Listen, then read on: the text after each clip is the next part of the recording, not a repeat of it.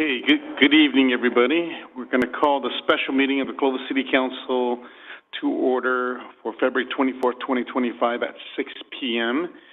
This time, we will have Councilmember Basco lead us in the Pledge of Allegiance. Sure.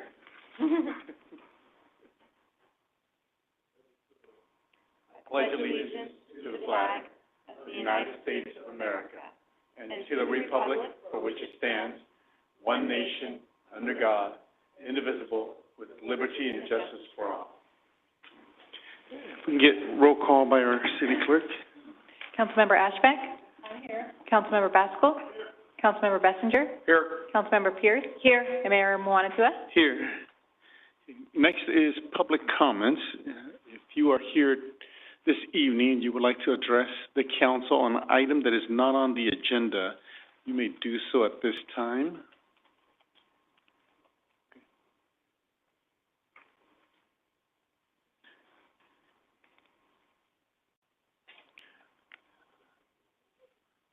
Brianna, can you help them with the... There we go. There you go. There. Thank you. Mike's been up here quite a few times, right? I should know. I was briefly talking about this, but Julie Kutka, I'm here on personal. I'm Indianapolis, West Indianapolis, Clovis. I just wanted to bring to your attention a safety concern regarding a city project that happened within the last year or so. In southwest Clovis, specifically at the Gettysburg and Helm intersection. As part of this project, the stop signs were replaced. However, the previously installed high-visibility lighted stop signs, originally placed back in 2010 to improve visibility, were not reinstalled. Instead, standard stop signs were installed, making them much harder to see, especially at night. Since this changed, I have personally observed multiple vehicles running through the intersection in the early mornings and late at night. Additionally, overall street lighting within the area, and this has just been within the last few weeks, I talked to my husband about it because I'm like, am I being crazy and just like overly like, but he said, no, it does feel really dark. It's a whole lot dimmer, reducing visibility and increasing safety concerns. It truly feels like you're in a county island, like as if you're in Tarpey Village. And we're not. We're in the city. We were annexed back in the 70s. Bonadelli built our homes in the 70s. So over the past few weeks, this has just been more apparent than ever. Prior to coming out today, I attempted to locate the RFP issued for this project to determine whether the flashing stop signs were specifically called out for replacement. However, I was unable to find it through public records. I was talking to staff right now, so we're working on that. But I would just like to ask if there is a way to review the RFP to confirm whether this was just a slight oversight, and to see if staff can look into the street lighting in the area. Because it's either one or the other. When the street lights are great, there's visibility on the stop signs, but it truly is, it's dark out there. It really is. My concern is just with warmer weather approaching. I'm concerned about the combination of the reduced visibility and increased pedestrian activity. This weekend was a perfect example. We had kids out there playing. They are riding bikes to and from each other's homes, which is just, it's wonderful. Like, I love seeing the kids riding their bikes. They're like, we have a bigger driveway, and the kids know that they can come into our driveway and do their little donuts and stuff. So there's just a lot of, like, there's activity, and I just don't want there to be an issue with a pedestrian versus vehicle. And, yeah, so it just, one or the other. Let's look at the visibility on that intersection. Thank you, Julie. And you said you already I was talking to Thad about it, because I was like, hi, I'm here to make a comment. Okay. So Thad, you're already on it. So sorry. Okay. Got it. Okay, thank you. Thank you, Julie. My GPS in my head is not turned on right now. Okay. Helm is between... Willow and Peach. I wasn't sure if it was Peach and Minnewawa or okay, so yeah. Gettysburg and Peach. Yeah? I mean, sorry. So if we're traveling down the freeway, we get off of Shaw, we Okay, hang all right. south. Yeah, okay, sorry. I was trying to, what side of Peach you were on? Oh, yeah, That's what I was trying to get at. we're on the Fresno Unified side. We The talk west about you side. often over there. We're sorry about that. All right, that helps. No, it's okay, but I just don't know if, because, like, you know, I don't know how active Fresno Unified is with the city of Clovis. Council talking about, like, their stop signs, because this morning, that's when it really became apparent where a kid was going to cross the street. I was 2 cars back. I honked, and so did others, to stop the other car from going through the intersection. Yeah. So just don't want that to happen. Yeah. There are streets, It's so terrible. I'm glad you talked about that. Yeah. Thank you. I just wanted to make sure I could get it in my head. Thank you, Julie. Thanks. Anyone else here to address the council? Okay, seeing none, we'll go ahead and close the public portion. And we have several administrative items, because we called this meeting because we needed to hear the reports from all our departments. And we have 6 departments here this evening. And the first one is Public Utilities Department, and reporting on this is Scott Riddell's, our Public Utilities Department Director. Go ahead, Scott. Good evening, Mayor and Council. We're going to move into the Public Utilities Department update. And you'll recall there's a lot of folks working out there, and so we stuck this picture in, and it's a group of over 200. And what I'll be going over, hopefully briefly for you, is our mission vision, our mission values, goals, and priorities. I'll go over our departmental organization, the personnel with that, and how we fund ourselves out there. I'll show you some accomplishments over the last year or so, and we have some slides with some challenges and opportunities, and then I'll go into a 5-year plan, mostly a personnel plan, so you can get an idea of potential Measure Y funding if it's available, as opposed to just enterprise. So we went back and we looked at the community priorities from the last survey, and I took out a few of the highlights that I'd like to point out. We have protecting local drinking water sources, keeping public areas safe and clean. And I think these things fit into what the police chief, Kurt, went over last week, in that it takes all these things to make our city safe and to be a place where people want to live. Maintaining streets, roads, and sidewalks, maintaining city services, and maintaining and improving parks. So the mission of the Public Utilities Department is to provide for the well-being and enjoyment of the residents through the delivery of essential, dependable, and sustainable services. I brought our values as our next part in this to show you that Public Utilities Department went through kind of a look at who we were, and we came up with these values that we live by, and I think each one of those is important. And what I like to tell our folks out there is enjoying work is an important value, because they portray who the city is, they represent the city, and you sure, if they're showing a great stewardship for the city, then it speaks volumes. And then again, aligned with our goals, this is a city goal, the core community infrastructure, maintain and strengthen core competencies and infrastructure. And we have a commitment to the well-being of the residents.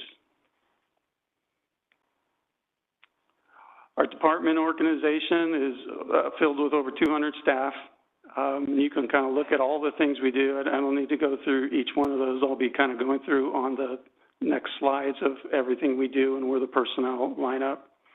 But we do a broad array of things for the city, from white collar to blue collar, engineering, technical, professional, labor. We run the gamut.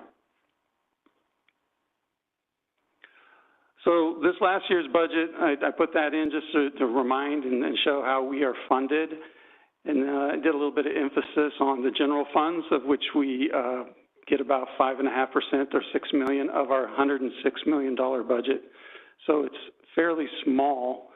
Yet, there are some large services that we provide with the general fund, like the parks, trails, street lighting, street section, not the actual street maintenance section, but the traffic signals and traffic and the street light section. So if we go through this, the LMD is, or the parks is LMD and general funded. The general fund is about 2%, or 2.2 million of the 106 million. The LMD accounts for about 70% of parks, and the general fund accounts for about 30. Now, those aren't exact, but rounded enough. Gas tax and general fund the street maintenance. And I should say street maintenance at this point in time receives no general fund. It's all through gas tax. And another funding source, I don't really want to call it impact fees, but it kind of is. It's the wear and tear that our enterprise funds puts on the street, or whether we have infrastructure within the street. And there's a system of funding that comes from that. Street lighting, we use mostly gas tax with about $1.5 million fixed at this point in time of general fund. And a lot of that is to keep the lights on. PG&E is probably about $2 to $2.5 million of our street lighting budget. A very small section, just paying for lights and maintenance. And I would say that in the next couple of weeks, or I think it's next week, there'll be a CFD presentation, and Paul will go into it a lot deeper as far as how that works and what kind of funding opportunities may be ahead of us. Storm drain is pretty negligible, but when we have those big rain and flood events, it's sure good to have them there. And at times that fund can be $100,000. It just depends on how much staff we have to put out there in emergencies. Fleet maintenance is another portion of general fund. Now, there are general fund components for the renewal, like in parks and streets that we have, but a lot of the general fund we bill out through our department internal services. And so as they're working on vehicles, they charge out the O&M to all the sections so that each department, like the police department or fire department, is using a portion of their general fund to pay for our staff that does the maintenance. We have the small enterprise funds, water, wastewater, and community sanitation. And I did this in, reversed it where the general funds were first. So I know a lot of the things that we're going to talk about ultimately over this budget in the next few months has to deal with Measure Y and general fund. And if there's any questions, just feel free. So that kind of gives you an idea about how the funding's dispersed, how we get that. So I'm going to go a little deeper into the personnel. I don't think I've ever done this before for council, so this will give you a makeup of our personnel in each one of our sections. We have a water production. This is the water plant and all the well sites. Generally speaking, we have a staff of 16. The water distribution, we have a staff of 24. Those are the folks out there when we have water main breaks, but generally they're exercising valves, making sure the mains and the pipelines are in good condition and everything's working. They're the ones out there discovering and fixing leaks and all those things related to the infrastructure. Wastewater is a staff of 11 for collection, treatment, and reclaimed water. Again, at the the sewer treatment water reuse facility, we do have a Jacobs, which was formerly CH2M Hill, that operates that facility. But everything up to that facility is the city of Clovis and keeping the lines clear. And we also are looking at reclaimed water. We use that throughout the city, the purple pipe system, and potentially looking, and I'll go into it further a little bit, is using that for recharge. And we have a staff of 20 on fleet that mostly work on the maintenance part. The managers and supervisors work on the renewal. Parks, we have a staff of 25. And most of those folks are working in the general fund or the landscape maintenance districts with funding. That would be Loma Vista, Heritage Grove. Zone 1's pretty decently funded, but some of those others are limited. The contractors mostly work in the LMD. Traffic signals and street lighting, again, we get our money from general fund and gas tax. So right now in that section, we have a staff of 2 electricians. A very small section. Street maintenance is all gas tax and other types of funding sources, but no general fund. Or at least it's, what is it, discretionary general fund. We don't get any discretionary general fund. We do get the gas tax, which is a non-discretionary general fund, but for our purposes, it's not general fund. Scott? Yes.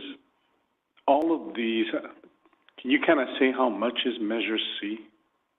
Or none, or? We don't get any Measure C to speak of, except for some reimbursement on signs and striping. That's it? Yeah. Okay.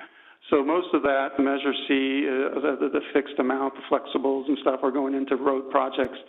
It's not that we personally don't get any. We get the benefit of some of the preventive maintenance projects that they put, the slurry seal, the cape seal, if they're using Measure C towards those projects. Okay, so most of them are in planning then? PDS, yes. Okay, got it. So the loss of Measure C is going to be huge for the city. For public utilities, it's not our bread and butter. But there's a staff of 9 in streets maintenance and a staff of 5 in signs and striping, and we take care of all the pavement markings too.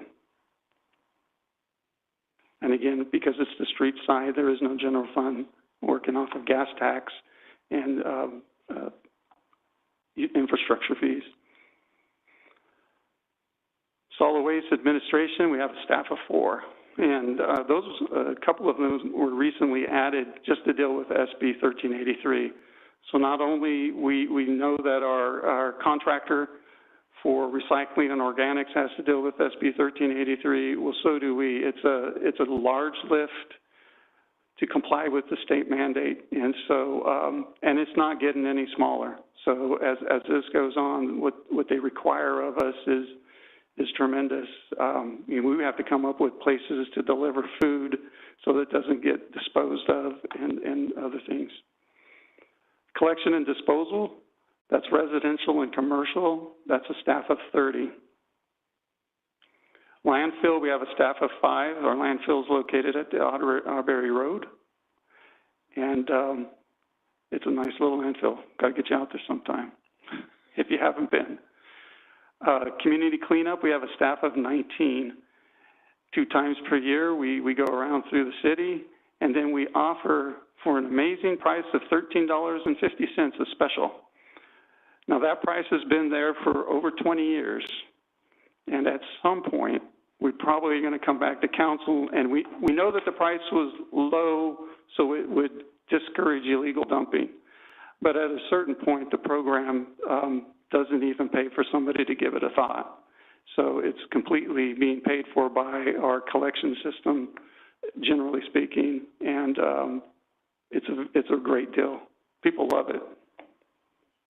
Quick question. How many special pickups do you end up having to do during the course of a year? All year long. Maybe 10 a day. So it's scheduled. They only break, I shouldn't say all year long. They have 2 months break. Same thing as the regular 2 times per year CCU operation. But they're lined up. We're generally about a month to a month and a half of people queued for those specials.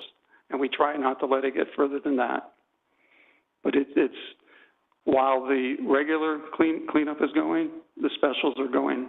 10 a day? Yeah. Yeah, if you imagine, it's at least 1 or 2 an hour that they're hitting. So it's $13.50. I'd like to make a motion that we make that higher. No, I'm kidding. Wow, that's quite a bargain. We will, and we were looking at that and coming up with a nexus to increase those costs, which is not going to take much. It costs a lot more to provide that service.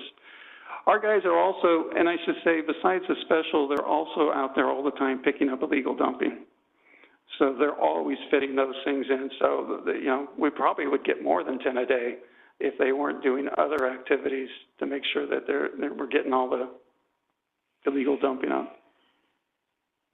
And PD helps us out tremendously on that, and things that have got better, even though it may not seem like it, but they've really been a tremendous asset helping us in the illegal dumping arena. Scott, do you have like the graffiti hotline, if you saw an illegal pile of trash somewhere, do you have a way you want people to tell you that? I think in our CCU flyer, we tell who to call if you see things, but I don't think we're hooked up that way, but they get through with code enforcement. So if somebody wanted to call in or put a CRM in or something like that, I don't believe we get that many calls on illegal dumping except through the code enforcement side of things. And it's really hard to catch. Again, I take that back. Neighbor and residents call us all the time. That's what I mean. And tell us people are adding to the pile and it's not theirs. That's what I mean. Like if you're driving around, you see a big pile of trash at the corner of X and Y. So we just call. Right. And so PD has been out there, and what they've been placing is the DVRs, the recordable cameras, where we're trying to find somebody that is depositing stuff. I know we've gone after a couple, but that gets a little bit. It takes a lot of work to try to to put a deterrence to that. And generally, with the amount of pile creepage that's going on, we don't go back and charge customers for, the larger pile, unless we know it's from them, and that's very hard to determine. And again, once you go out on a major street and somebody starts a small pile, those usually turn into halfway down the street by the time folks get done from the illegal dumping. And then we have an administration department, of course, funded by all our funds out there, which they provide support. They'll do the grants, safety, the research, clerical, and customer service. Engineering technical, we have a staff of 11, and that's for planning, engineering planning, projects that we do for maintenance, regulatory compliance, and forecasting and modeling, and like the master plans and what infrastructure is necessary in the future and those types of things. Information technology, we have a lone staff of 1, and that he's tremendous. He's an amazing asset, and I'll never let him go. But he's doing all of our GPS, cloud, SCADA. Cartograph is what we use for our pavement management system. We also now implemented that to keep track of everything we're putting into parks, accounting for the time, so we can have that a little better defined. And then we have our new utility billing system called SpryPoint, and I think you've all had experience with that now with your new bill. Those things take a significant amount of time. Construction management, we have a staff of 3, and again, that's for after what's being done on the development side or the capital project side. We're looking at the project acceptance, and we're ensuring that they're built to standards and they're a good quality of work. Geographical information systems, we have a staff of 1. That's okay because they're really just adding in layers to our GIS system, dealing with sewer and water laterals and points where locations and stuff like that. Okay, so enterprise funding. We have 3 enterprises, basically, which is water, wastewater, and solid waste. Water, we're in the process of a water rate study. We hope to get that done in the spring to summer. And our expectation, already having a little bit of intuitive knowledge of where this is going, is that we will be asking council to proceed with a Prop 218 protest election. We need to start accumulating funding for large maintenance projects at the surface water treatment plant. We have some infrastructure we need to replace, and Sigma is just that growing behemoth that's going to keep going. Now, one would say that, well, that water fund, you have a big fund balance in there, and it looks good. But all that money is allocated away to a certain extent. We have the TCP funding that was $15 million that's allocated, set aside. We have a drought contingency funding of about $7 million or something that's set aside. So if you start going through the set-asides, the actual fund isn't built as much to start doing these replacements or the improvements at the treatment plant. And so those are really necessary, and the improvements we're talking about are like the ozone. I hesitate to say for taste and odor. It's supposed to make it better, but geosmin's a really hard thing to get out of the water. There's others like the pretreatment. The pretreatment that came with the plant did not function appropriately. So it doesn't allow us to run when the water is very turbid or has a lot of sediment in it, which is both early spring and late fall. And so what we'd like to do is to be able to pre-treat that so that we can actually produce more water from our surface water supply. Sure. Scott, I have a question. A couple of years back, during the drought, we had problems with people stealing water. The water trucks would come up without a meter, steal water, and as I come to find out later, a big water truck, it only costs, it's like $100 or even less than that. It's barely nothing, yeah. Yeah, that really surprised me. Maybe as part of your water rate study, maybe we need to make that number realistic, and also we need to come up with a sanction because we're going to have drought years again, and people were stealing our water and selling it at a really good profit, and we weren't seeing any of that. Absolutely, and our staff did catch some, and actually there were some people that turned them in, and you know we do the best with code enforcement, but it is very cheap. I think what they don't want to do is come in and get a water meter because they have to rent the water meter, they have to go through that process, and then they have to report it. So it's just easier for some of these guys to do the wrong thing, but absolutely.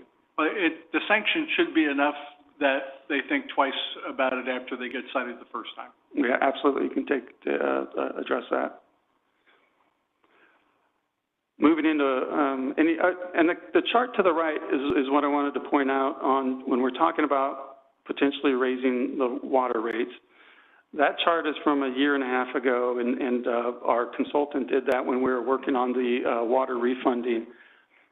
But so I didn't really update it, but it's still very appropriate for today. Clovis is the second lowest water rates in the valley. So we have not that we should just be raising water rates, but it's appropriate to be looking at these things so that we can raise them to the amount necessary to maintain the system.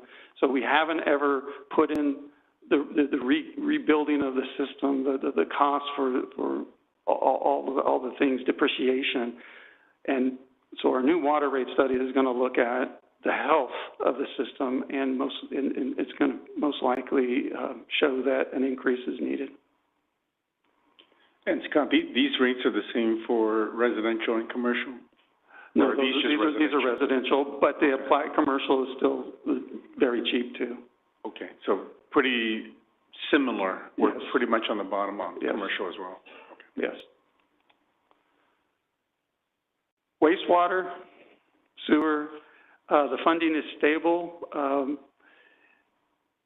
We do have some larger maintenance projects coming up, and I'll go into those, I think, a little bit on challenges a little later in the slides, maintenance work to be done. But right now, the fund still looks very stable. You're going to see all these things in a 5-year forecast in a couple of weeks of what I'm talking about, alluding to. And it's stable even if we have to loan the developer side money to cover the debt service on the development fee side. That money is generated through the bond charge, that additional amount we rebate to you currently on the bill. So we don't look at that as far as making our enterprise fund stable or not. It's outside of that. And so if we determine that that's necessary, we'll be in front of council asking to implement the bond charge or remove the rebate on the bond charge, and it's $730 a month, and so we would ask council to rebate that. We don't see that for a few years, so knock on wood. Solid waste, community sanitation, the funding is stable. You'll see the forecast, it'll be decreasing a little bit, but it's stable. There are a lot of things happening there, even outside of the zero-emission vehicle issue, which is going to be an issue for the whole city, every department, every operation, because it's just the potential expenses there.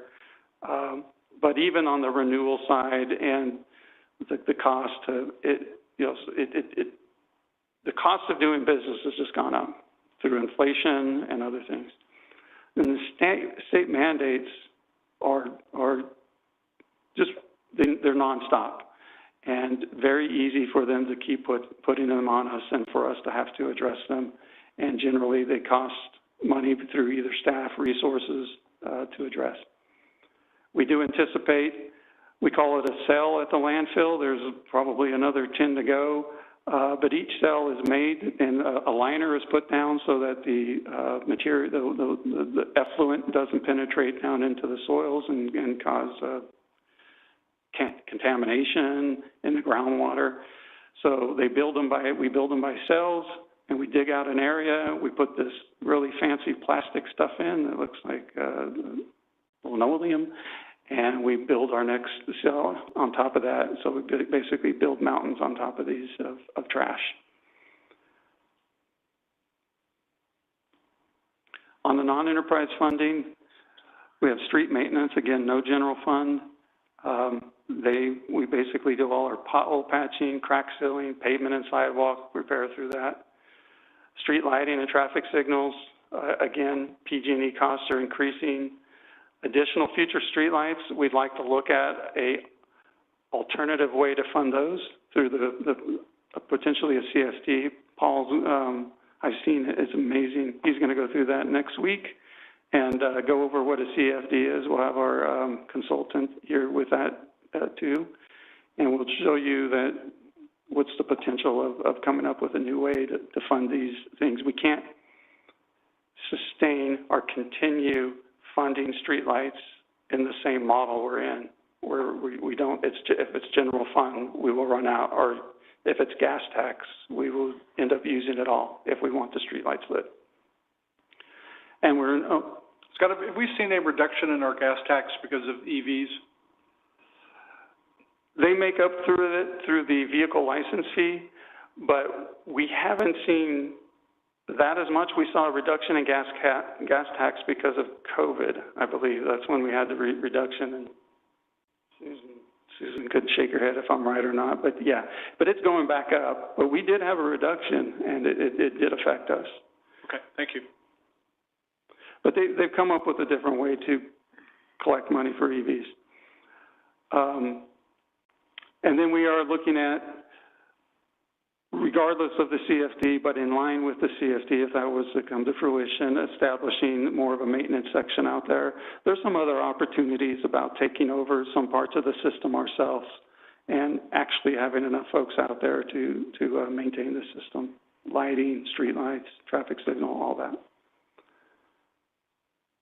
Parks, we have our problematic LMD zones that have no escalator,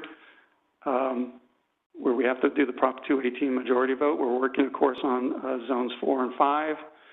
Hopefully be able to get a CPI in there so we can get something that lasts into for a long term.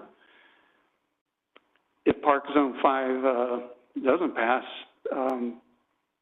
we already went over it last time, it will be very severe on the ability to maintain it. General fund monies are extremely limited, so you'll see when we get into the Measure Y what the requests are. Large general fund parks and trails level of service is something more to be desired. We understand that, but there is really a lack of funding to provide that level of service that folks expect. And we have very limited funds for tree maintenance, so we understand that there are tree or forest out there is in poor conditions in some areas. Quick question. When you say a lack of funding for the parks and trails level of service, what type of funding would you need to bring that up to where you want? If you know, I mean, that's kind of... Yeah, I'll show you I've got an approach, a slow approach of requesting potential Measure Y funds based upon some of the priorities that were set about in that survey. And after talking with leadership, and maybe there's a potential to set aside some to start addressing those. We could use a lot, but all I need is just something so that we can really get out there and have an approach. And I'll be going through that, what I think would work, at least for the next 3 to 5 years for sure. And then fleet, they're just doing maintenance, and again, developing that EV transition plan for most of the city outside of public safety. And again, Amy's working on the transit side of things, so we really don't, we work together on this, but she has her own transition plan and her own strategy, which is probably the same strategy as us, delay it until the last second you have to implement it. Because there's a lot of things that could be changing, and maybe we don't go EV electrical, maybe we do go hydrogen. You know, if we can wait until that point in time and hydrogen is actually more robust, maybe you skip EV electrical altogether. The vehicles aren't there and the charging isn't there. And so it's kind of a pig in a poke. It's not a really good successful story at this point. Maybe it changes. And that'll affect all city departments, these decisions. So just quickly to go over some accomplishments. And some of these things the guys are really proud of what we've done. And one of them is in improving the shop for our meter shop, and they put a new bench in, and got to come by the shop. It's really cool. They did it top notch. We have a Marion recharge basin, and so our guys went out and hired a contractor, and they not dug holes, they boreholed, and then filled it back up with rock. What we're trying to do is increase the percolation rates out there. We have a couple of electric vehicles that we brought up, a Ford Lightning and then the van. So we're on our way to purchasing electric, even though I said that that's not the answer. Well, it is more for the smaller size vehicles and whatnot at this point in time.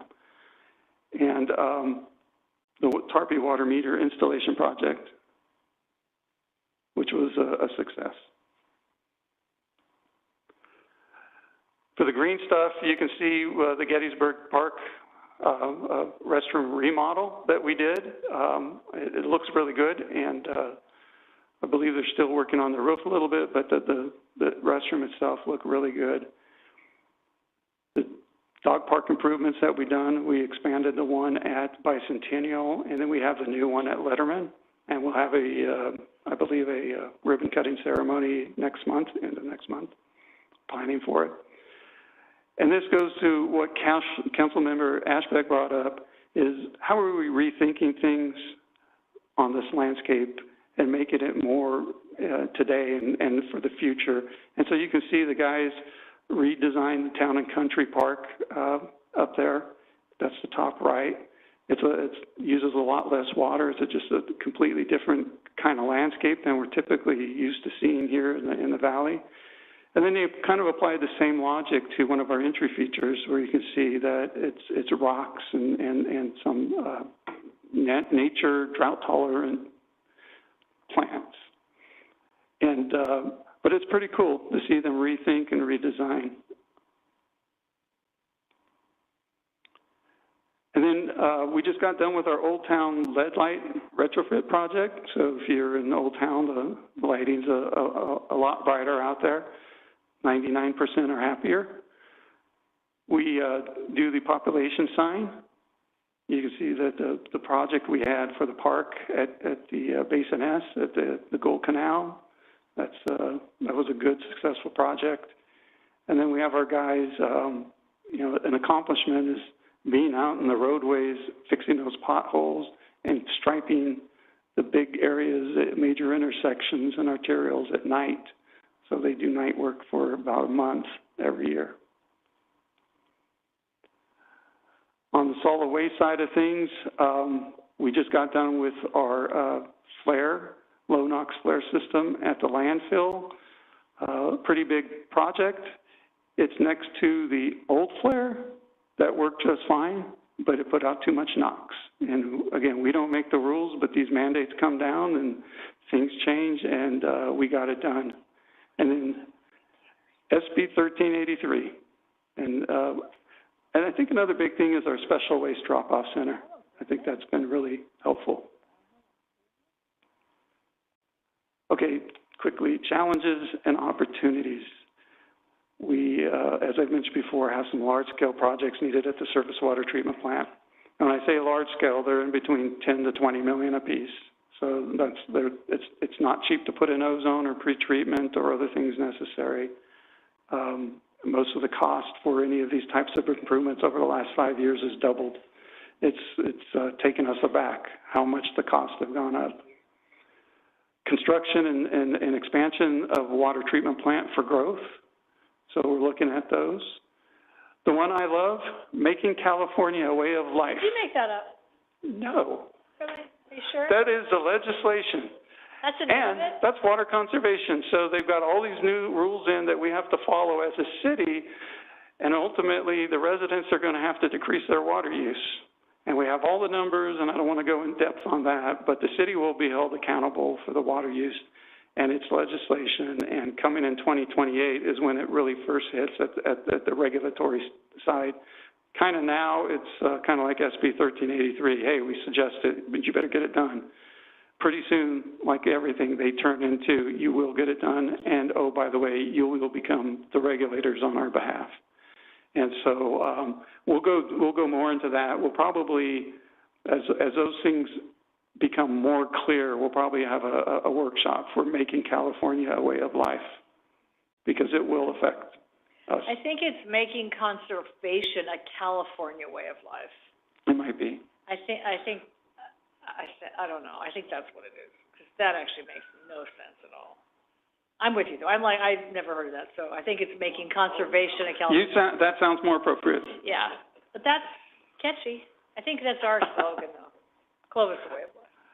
Improvements needed at the sewage treatment, water reuse facility. Again, we're looking at the potential need for a digester there, because we have one of those things that didn't work as well as we had hoped. So I know I'm supposed to keep this on the positive side. So yeah, we're looking at being able to reduce the material being produced there. Improving city landscape, trails, parks, medians, street side landscaping. Challenges dealing with the rising costs from inflation, PG&E, and regulatory mandates, and always workforce recruitment. Streets, we're looking at how to improve the pavement condition, always. Street lighting, how do we continue to fund it into the future? And parks, how do we provide better maintenance with limited funding? Fleet, again, it's the zero emission transition plan and infrastructure, and how do we deal with that? Community sanitation, implementing state mandates. SB 1383 is always the big one right now. And in wastewater, we also have large-scale maintenance projects, and these may be for sewer mains.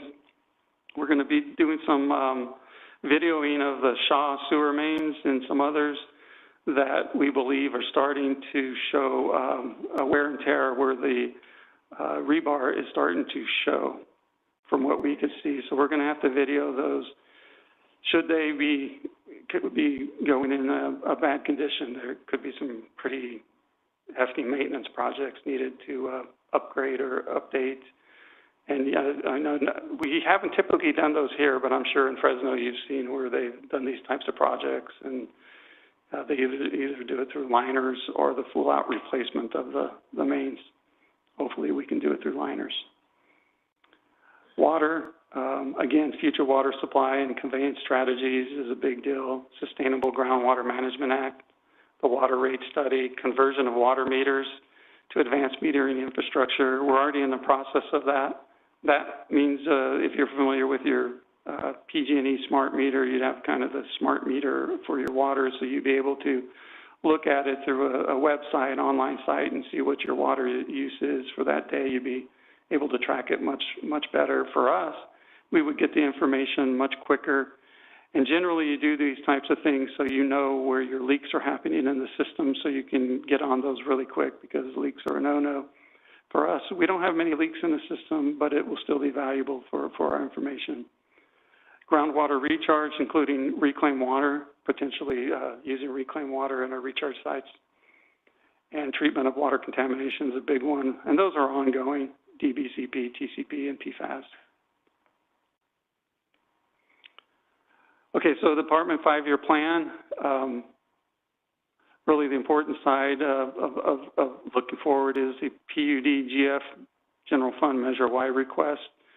And what we're looking at there for this coming years is to potentially get funding for 2 workers, additional vehicle, and a tree truck for an additional tree crew, which is desperately needed. So our current tree crew is just hitting hot spots. We also hire consultants to do some of the larger jobs down the canal banks and stuff like that, where they have better apparatus for doing that. But we would really like to have another tree going out and replacing, starting with some of these areas and replacing the dead trees. Some of these trees will be in LMD funded areas, so those would necessarily be pulled out of the Measure Y funding. So it's not using Measure Y funding for areas where there is funding. Streets, looking at pavement pothole crew, 1 dedicated to that, so 2 workers and an additional vehicle. Street lighting and traffic signals, we're looking for an additional worker and additional vehicle. This is to support the electricians. And this year, not really asking for money, but having finance set aside $500,000 to establish a general fund reserve for knockdowns issues that are happening where we don't have monies to fix or replace those things. So it's just it's a good idea to have a reserve. We're doing this also to set up for an anticipation that we may be forming CFTs for future streetlights, and we may be taking over future development, building these streetlights for us instead of letting PG have it. There is, I don't want to go too deep into it, there's different rates, and PG&E right now, when they get the system from us, they charge an LS1 rate, which includes their maintenance and lighting costs, and it's significantly more expensive than what we call the LS2 rate if City of Clovis takes over that maintenance responsibility. We'll still have the lighting to pay for, but we take over the maintenance. The issue with taking over the maintenance is liability and risk.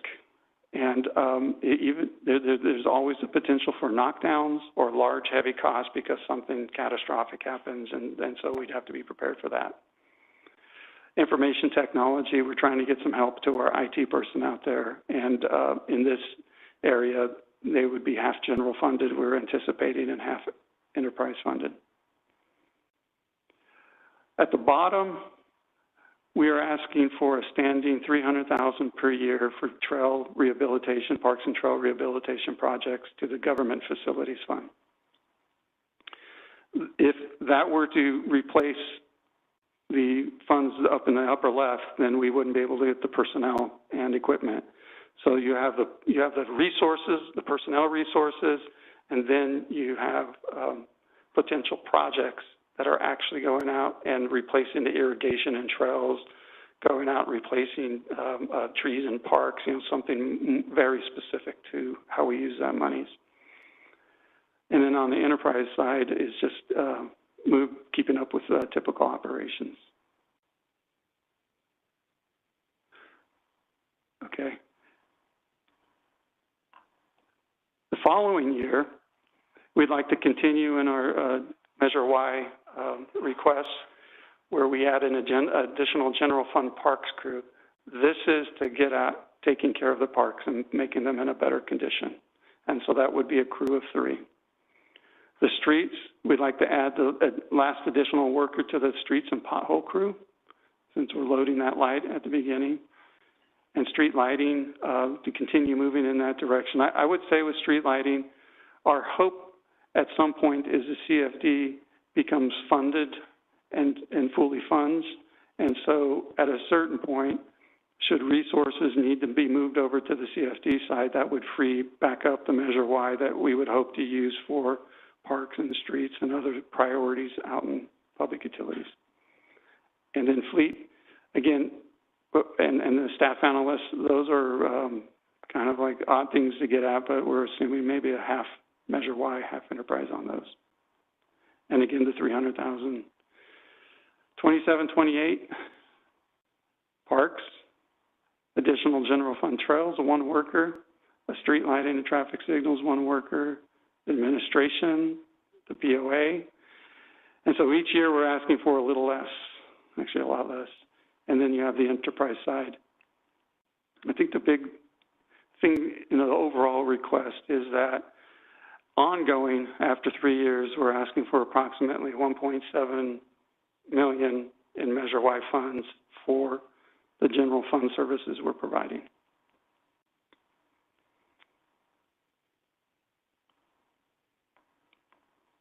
And I'm open for any questions. Any questions of public utilities? Scott, I had a question with regards to what is the total percentage of general fund currently? I think you may have had that at the beginning, but I didn't know. It's about 5.5%. 5.5%. And so, yeah, hopefully I'm not speaking out of turn. The allocation that we were kind of alluded to that we may look at in this would be the same percentage of the generated Measure Y funds or some portion thereof. And so that's why we put a target out there ultimately of slow boating it into the full 1.7 allocation. Okay. So when you were saying parks is 2% general fund, 2% of our budget. It's 2% of the budget for parks. For public utilities. From... Yeah, that's where it gets confusing.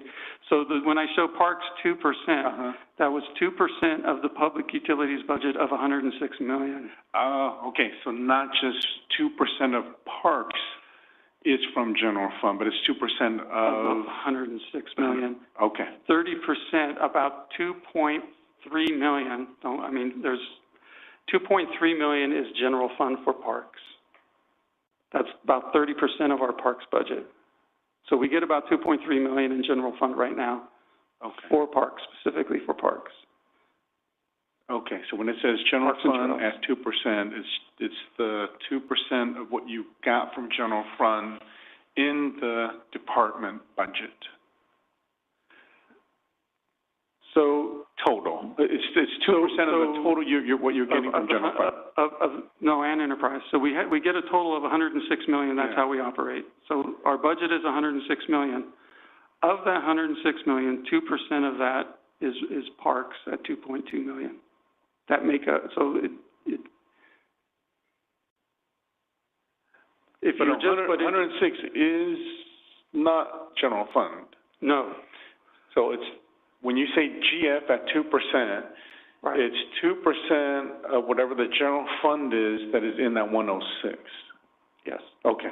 I just wanted to be clear. You can see that the little blurb onto the pie chart. 6 million of the total PUD budget, approximately 6 million is general fund. The other 100 million are captured funding sources, enterprise or gas tax or infrastructure fees, those types of things. So we only get $6 million about in general fund. That includes the charge outs in fleet. My next question is, when are you anticipating the next water and sewer sort of master plan study? So we're waiting for the general fund to really kind of solidify what we're looking at. So that would be probably 2 or 3 years. They would be doing those right in the same process. We do anticipate to have a interim master plan or an amendment to the current master plan to identify some of the necessary things like in water that we're working on, which is the siting of the treatment facility or specific things that may be necessary at this point in time, knowing that we still have a couple years out before the master plans. Okay, so a couple more years. And lastly, I appreciate with regards to your projections, actual dollars. I think that, for me at least, that's helpful in seeing sort of actual numbers next to personnel, next to equipment, whatever it is. So, appreciate that. Any other questions for public utilities? Go ahead. I think my comment so thanks for going first. What I'm losing is there's the through line is hard for me. So all the things that police and fire and you have said in the 5-year plan are people. 1 of these, 2 of these, 4 of these. I don't see this, I have to work at the through line from 1 of these, 2 of these, 3 of these, to what am I gonna get for, like, it's gonna cost money to have tree crews because they're gonna need a truck and they're gonna need a this and that, right? So I feel like we've probably asked you kind of the wrong question, because now we've got it in these lines that actually don't knit together in my mind. So I am struggling, to be honest, with, it's hard for me to think about 5 years out, and, because you have no idea if you're gonna need 1 tree crew, or maybe we won't have any trees in 5 years. I made that up, but you know, I mean, so I just, for the work, I'm struggling with the through line between your budget request, what we need, what Measure Y promised, and what you got at it when you talked about, like, I think Measure Y should make general fund park maintenance whole. Like, to me, if I was a resident, to me, that would be a huge return on my Measure Y. So I'm struggling with the connection. So just to be honest, I struggled a little bit in police and fire too, but just for future conversations, it's a little hard for me to knit this together, because it's like in 3, this is the plan, this is the budget, this is the challenges, this is the people, and I'm just struggling. So I'm just saying out loud, this isn't really working for my brain. So I might have to come back and have like a remedial session with you. Because am I making any sense at all? I'm just struggling with the through line. Yeah, and so we didn't come at it from that approach. We're coming out. I can tell. Yeah. And I think that's what I'm saying. I think we probably, for me, that's not quite the right instruction, because the picture is siloed, people, budget, people, problems, Measure Y. It's really this. It's all of those that answer the question. So that's where I am on this. So just for the record, if I look a little bit blank, like, huh? So that's all. My brain doesn't quite work in this way. So we might have to come back for more thinking or work, because I can't see how this all knits together. And I didn't feel much differently after police and fire also. It's too siloed for me. And I think we asked you the wrong question, or we could have asked you a better, more refined question, I guess I would say. Understood. We looked at it just as, where do we get the most pressure from residents and others dealing with, what are the hot spots? And we know the hot spots are parks, general fund, trails, trees, and streets, potholes. And so that's where we kind of... I guess just visually even, if the slide had said, these are the 3 priorities, parks, trees, and blah, blah, and then here's the things we need for parks, here's the things we need for, I mean, I think it doesn't go together. So it's a series of, so that's all. I think when we communicate this, it's really got to be the whole thing that Measure Y promised, a cleaner, safer, healthier community, and this is how you get there. So it's not, I don't, if I sound critical, I don't really mean to, but I'm having a little trouble connecting the dots. I'm doing it in my head, may not be right, but you can line it up nicely, and it isn't always about people, right? I think this sounds a little bit like we all just need to hire a whole bunch more people, and that may be the case, I don't doubt that, but I don't know that that's not the lead. The lead is we want to be a better community for this, and this reason, and it's going to take these many cars and this many people. Does that make sense? It's a slightly different way to get at it. It doesn't matter. I'm with you, but as we talk about it, it would be better to talk about it in a more integrated fashion for my brain. That's all. Yeah, I think what I got out of that was that these are the people we need to get to that point. So I know it was a little bit hard to follow over the 5-year type thing, you know, because we're looking at year 2, year 3, and explaining that by hiring these 2 people, we are going to fix these problems. I think that's where... And I'd hesitate to use the word fix. Again, it's not a wish list. This is, to address at the best we can, because we're looking at, it's a limited source of funding, so I was trying to be very respectful of the request. I appreciate it. You get my point. Yes. I think we could, when we communicate it, dear communication folks, we got to communicate the whole, not the parts. Because I think people bought into the whole of the community, not the parts. And so I think that's what I'm trying to get at. Anyway, as long as you keep fixing the Gettysburg Park bathroom, it's all good. Okay, at this time, go ahead and open the public portion. If you have any comments or questions with regards to the Public Utilities Department update. Let me address the council at this time. Okay, seeing none, we'll close that. This is just a receive and file. We'll move to number 2. And this is General Services Department update. And staff on this is Amy Hance, our General Service Department Director.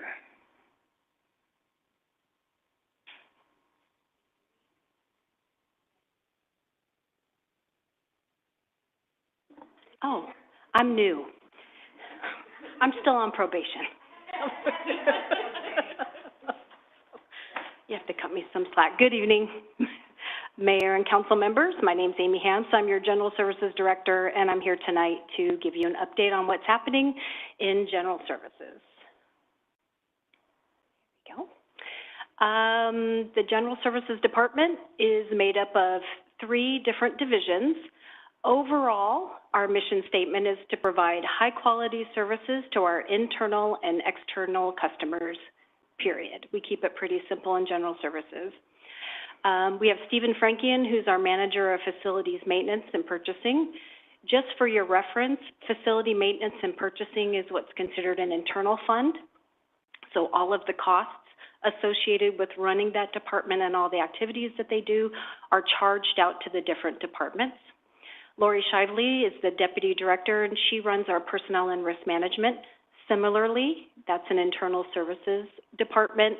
All of the costs for her department, its services, our insurance, liability, all of that is charged out to our various city departments. And then we have Bethany Berube, our brand new Deputy Director. She runs Public Transit, Recreation, and Senior Services. She has a mixture. Public transit is considered an enterprise fund. We get our funding primarily from Measure C, the state's TDA funding, and now FTA. As of right now, we have money from FTA. We'll see what happens as we go down the road. And then recreation and senior services, of course, are our general funded operations. First up, we're going to talk a little bit about facility maintenance and purchasing. Just a quick overview of what this operation does and what these guys do. So a staff of 6 maintain 484,000 square feet of facilities at 38 locations. And if that sounds like a lot, it is. They're pretty magnificent. Each one has a different specialty, and as a group together, they do a lot of work, not only for maintenance of our facilities, but they also do a lot of special projects. We work a lot with other departments figuring out how to reorganize their space as their staffs grow and change.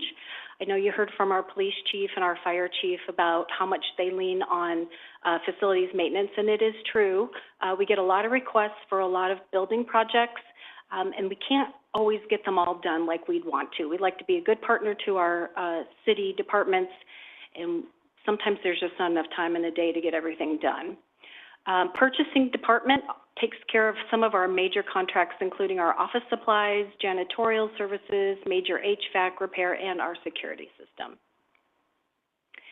So just some recent successes. We've had some retirements, job transfers, and a new position that was added about 1.5 years ago, and so we brought on some new teammates. Sometimes this can be challenging in the building trades. It's challenging to find qualified specialty people that we're looking for, and also rebuilding the team can be a challenge, but these guys are up and running. They're just doing a bang-up job, and they're very efficient. This staff completed repair of the hydronic lines at City Hall. Most people in here will remember that because we had to turn off the heating, and it was a little dramatic, but we got it all taken care of, and this was a really technical and complicated project they did a great job on. And then right now, staff is still evaluating proposals for our comprehensive facilities assessment. It sounds weird to say, but we are really looking forward to having some assistance with assessing and understanding the current condition of all of our facilities, getting a pathway and an understanding of what it's going to cost and what do we need to fix first, what can we defer, just getting a way forward. This is something the city's not had, and we're really looking forward to understanding next steps. We do have some challenges in facilities maintenance. We have an aging city infrastructure, which was requiring a lot of preventative maintenance that we just can't really get to. We have some risk for long-term failures due to less than optimum maintenance on equipment. But again, the facility assessment study will provide a clear understanding of what will be needed in the future. Amy, will that include the potential use of the courthouse and the library project in the facilities assessment? Yes, it will. Thank you. All right, and I hope this helps you, Councilmember Ashbeck. I hope I'm going to try and say this correctly, but how can Measure Y help facility maintenance and purchasing? And it really is straightforward for us. We are looking to add 5 new positions over the next 5 years. You'll see when I have the next slide, it's really 5 positions in the next 2 years.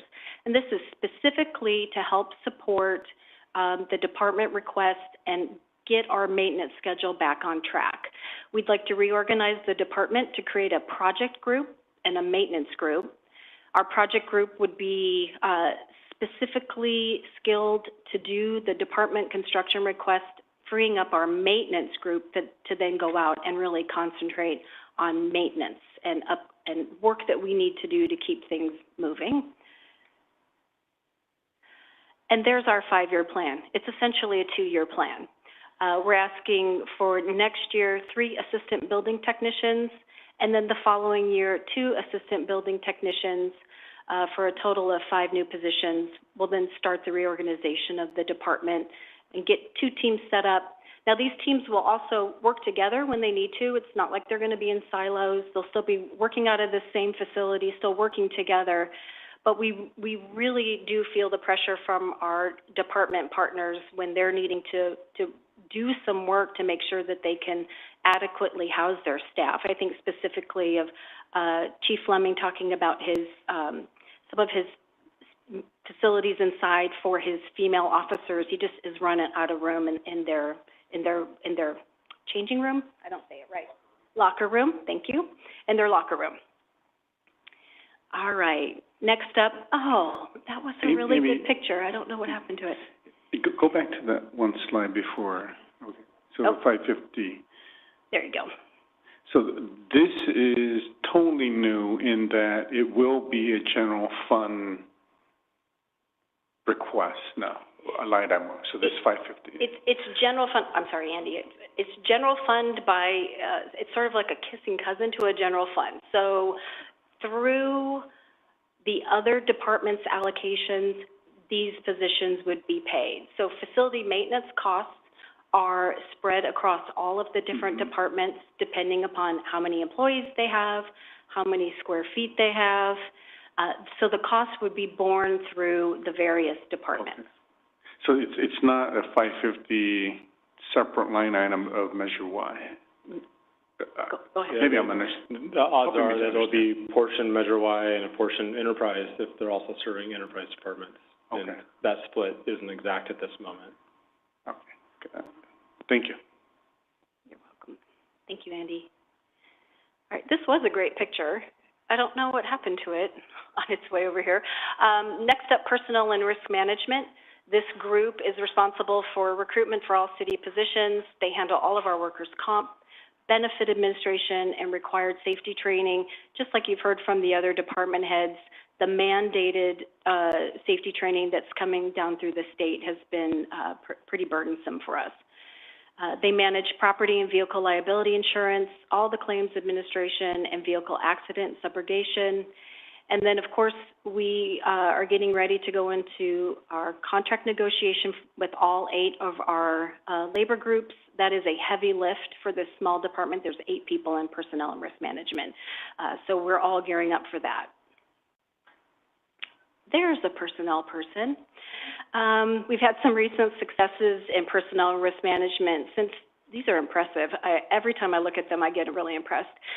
Since 22, they've completed 420 new hires, 222 recruitments, and processed 13,900 applications. We are beginning, and this will make staff happy, a trial to transition to paperless processes. So our burdensome personnel action forms that make their way around the city in all of those infamous yellow envelopes will hopefully be going away, and we will never think about them again. And they've also implemented a comprehensive new hire orientation process, and with the hopes that we're retaining people as we take them through onboarding to do that clearly, efficiently, and succinctly to keep good employees once we have them. We have some significant challenges, though, in personnel and risk management. We have increasing costs for liability, benefit, and retirement services. They deal with a constantly changing legislative requirement. There's over 40 reports that this department has to generate each year to various bureaucracies. And additional recruitments that will be coming through the police department and fire department will add to an already compacted workflow. So how can Measure Y help this department? We need some additional staff to help recruit, onboard, and manage our new public safety employees.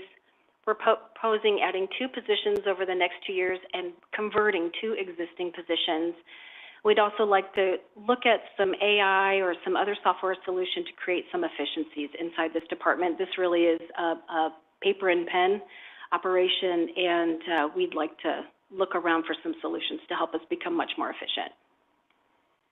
In the same vein as facility maintenance, personnel and risk management is also charged out to the various departments. So the proposal here for personnel and risk management is to add 1 personnel technician and to convert a current contract clerical person to a principal office assistant. And then in the following year, add 1 more personnel technician, and then we'll be converting a senior personnel technician to a management analyst, which will allow that new person or that person in that position to be able to handle more sensitive materials. 2 positions and 2 conversions for this department. It's about $245,000. Kimmy, what's the job title of the person that does recruiting? Is it one of those? It's everybody. They all have a hand in it. Yep, but it's our personnel technicians and our analysts that do a lot of the really technical work in that department. They're my new roommates, and I'm highly impressed. I think everyone should spend a day in personnel to really appreciate how much flows through there. Yep, they're great roommates. They're good potluckers. They are. They're not here. They're not here. But they are. They're great people. Okay, community services. Community services is made up of 3 separate subsections. Clovis Transit, of course, is our public transportation system providing rides throughout the city and into Fresno. Clovis Rec Center provides recreational sports and activities for the entire community. And, of course, our Clovis Senior Activity Center coordinate programs and activities for those who are 50 years and better. All right, so our recent successes. Transit has a whole lot going on through the implementation of some software about 1.5 years, 2 years ago. They have increased their service efficiency, improved their service metrics, and of course we're in the middle of our route redesign project. We're also continuing to work on our conversion to zero-emission buses, and that's a whole other thing. Our recreation division, our programs are just growing by leaps and bounds over there, and they've launched their summer activity series. So if you see the rec van, our rec trailer out and about, that means that some neighborhood is getting some recreation in it, which is really fun.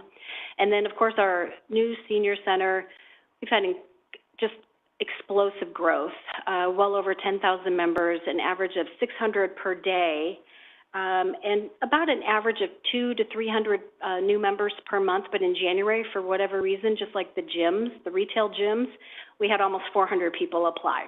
So people are trying to get in there and get their sweat on. All right, our challenges. We have serious challenges in our public transit. We have very unstable, I used to not say unstable, federal, state, and local funding, but now all 3 are unstable for us. Again, contending with the ICT rule, which is a cousin to what Scott and his group are dealing with through Advanced Clean Fleets. And then vehicle availability. We no longer can get our vehicle of choice, which right now is a clean-burning diesel cutaway. Cummins engines will no longer sell to, they just won't sell their vehicles in California anymore. So we're really struggling to find appropriate vehicles for our fleet. In recreation, we have high demand for programs inside of a 70-year-old facility. And in senior services, it's just growing, and the membership has outpaced our staff in available space. So how can Measure Y help? For public transit, not much. We are considered a version of an enterprise fund. We get our funding from outside the city. However, with a hate to, Measure C may or may not go. We really intended Measure C to be used as a match for any of our federal funding big projects, any capital projects, and we'd have to figure out another source for match for any federal funding that we use for our capital project. For our recreation, that building just needs a little bit of TLC, and we'd be right as rain over there. It needs a new cooling system, repairs to the floor, and some additional staffing. And then our senior center will need additional full-time and part-time staff to support the programs. Of course, no capital projects beyond the Northwest expansion that we're currently working on right now. All right, 5-year plan again. I guess I wasn't a math major. I did 2-year plans. So I wanted to put the senior center supervisor in here because you already approved that, not specifically related to Measure Y, but it came right on the heels of it. So we really appreciate that. We're currently recruiting for that position and hope to have that filled shortly. In 25-26, we'd like to add 1 recreation coordinator in senior services and 1 recreation specialist in our recreation division for a total of $355,000. And that is it for me, and I'm happy to answer any questions. I do have a question. In your 5-year plan, thanks for only doing 2 years of math, I wasn't a math major either, could we imagine having a youth services center that matches the senior center? I can imagine anything. Yeah, that would be really terrific. I mean, just as we think about what's possible, because I think our youth commission is interested in that, but I think it's going to take 5 years to figure that out, or where would it go? But I'd love to see that on the horizon somewhere. Our kids deserve what I get as a senior. I mean, I just think it'd be so cool for Clovis. So whether it's in conjunction with a school project or another project, or make the where we have now bigger, I don't even know, but I really would love to see that on your list. Could we start imagining a youth services center? Maybe it's partly with PD and some of the work they're doing with kids. I don't know, but I'd love to see us start to imagine that, and when you imagine it, then we can start moving toward that. Maybe we'll see new funding opportunities, or I'm not sure, but I just would like to put in a plug for that in the next 5 years. I'd like to see us have at least a plan for that, if not a new building, by 2030. You got it. Okay, good. You got it. I do understand what you're saying, and we do think about and try to figure out satellite places for us. I look at sometimes, these grocery stores go out of business, and I think, oh my gosh, think of what we could do in there. There's high ceilings already. There's things we can do. Of course, we don't really fit into commercial real estate development. I tried to get the old Costco a long time ago, and I called Andy, and he told me, no, bug off, go away, lady. You can't have it, and we need somebody else to go in there. That doesn't seem very friendly. It's not a very friendly response. He was very friendly about it. He was polite. He was polite and telling me, no, go away. You don't generate any tax. Yeah. So we agree with you. We need to look for a satellite.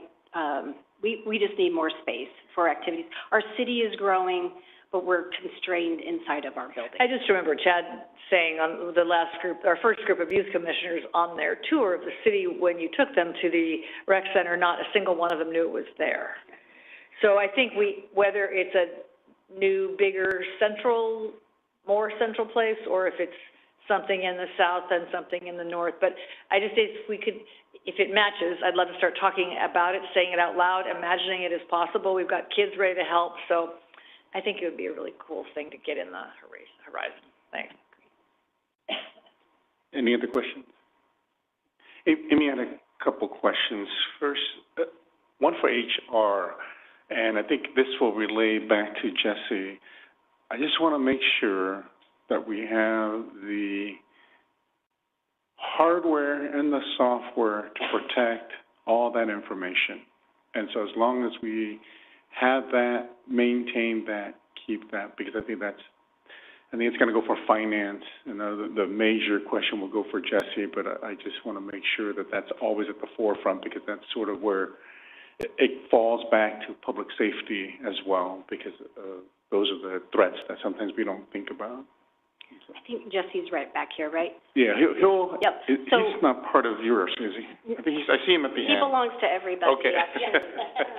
I will tell you, anytime any department brings on any kind of software, it goes through, our IT department is involved, and they have a checklist of items that, Mayor, I really don't understand. There's a whole language that they speak. I think Andy is fluent in it now because he's been in IT for a little bit. I don't understand much of it, but I know if I get a thumbs up from our IT department, our data is safe. And that's about all I can tell you. But we do vet everything through IT. And a little bit of, so personnel, through our risk management group, we purchased insurance, and that group has come alongside through personnel with IT, and there's been a lot of work done to improve our safety in cooperation with personnel and others. So it's been good, but there's always things that are new that we're having to fight off, and Jesse could talk about that. Okay. Thank you. And I also, once again, I appreciate the numbers, and I keep thinking, is one enough for our seniors? Yeah. I keep going, one, and it's, you know, I don't think the number's ever going to stop, because every year you have a whole new crop of 50-year-olds. And so it just makes it where... Yes, you do. Yeah. And I just worry that if you don't let us know now, then it makes it where, yeah, maybe we don't have enough room for staff. I don't know, but I just worry that it'll just be where your staff now will be so overwhelmed and they love what they do, but they can only do so much. So I just put that out there. I don't know if there's an answer or not, but... Well, I will tell you, with the addition of this senior services supervisor, that will be incredibly impactful. As someone who sat in that seat trying to do, you know, essentially 4 different jobs at once, which now Bethany, thankfully, is sitting in that seat. Having a supervisor in there to take a lot of that off the plate of the deputy in there will free up a lot of bandwidth.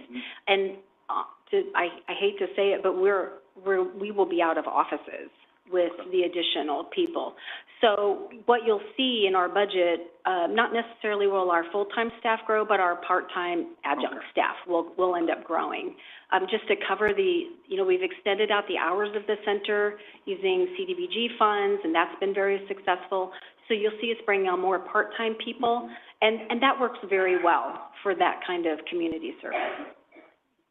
Just a question. Are we ever full? I mean, do you ever reach a point where we can't have more folks join? I mean, it sounds, if 400 people joined in January, is that what you said? 382, I think she told me. Okay, right, 382, 400, let's call it a lot. I mean, is that a forecast that you would ever say we can't, if 42%, or whatever the number that comes every day is, that number exceeds sort of what the building capacity is? Is that in our future, maybe? You know, that's a good question.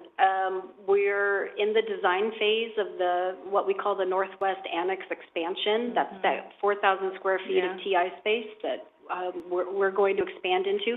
That will relieve some of the conflicts that we have in room usage.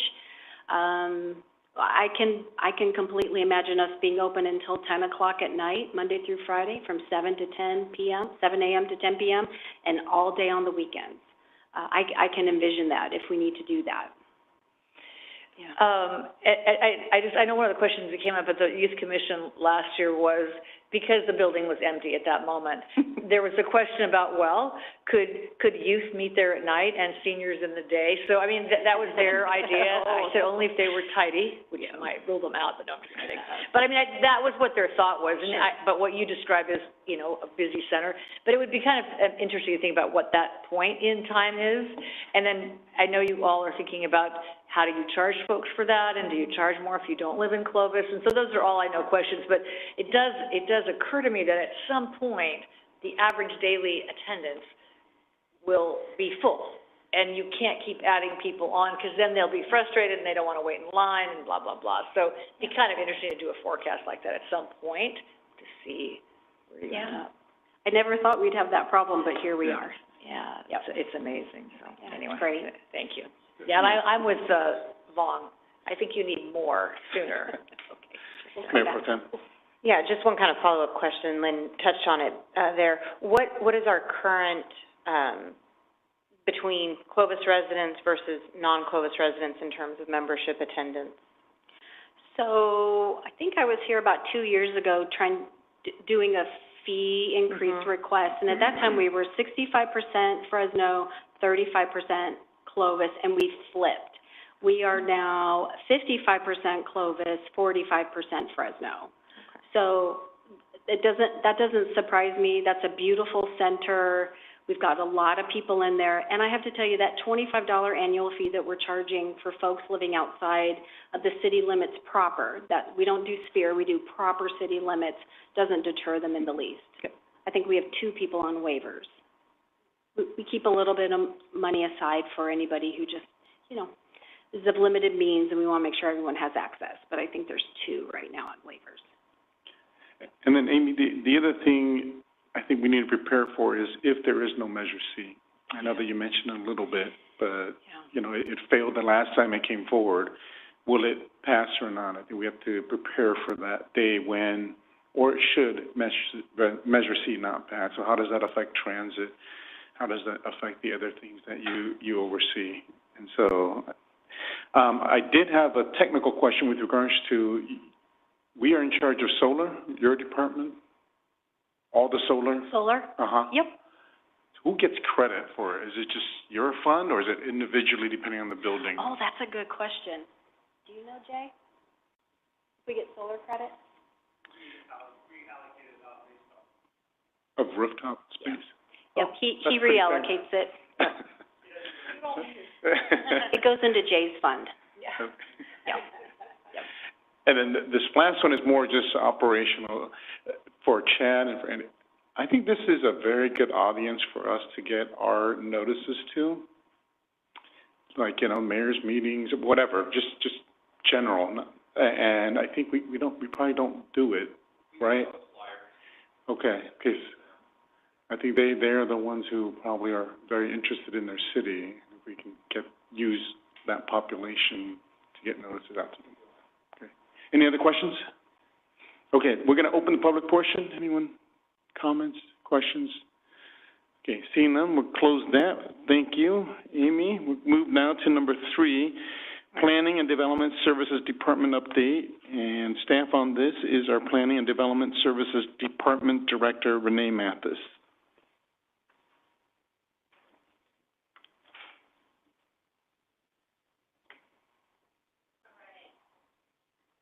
Good evening, Mayor and members of the Council. Tonight, I will be giving you a high-level overview of Planning and Development Services. I'm going to go over our functions and our main responsibilities. As part of my presentation, I've structured it just slightly different, dare to be different. I'm going to go over and review our budgeted positions, major projects in our pipeline. So a lot of departments covered some of the successes.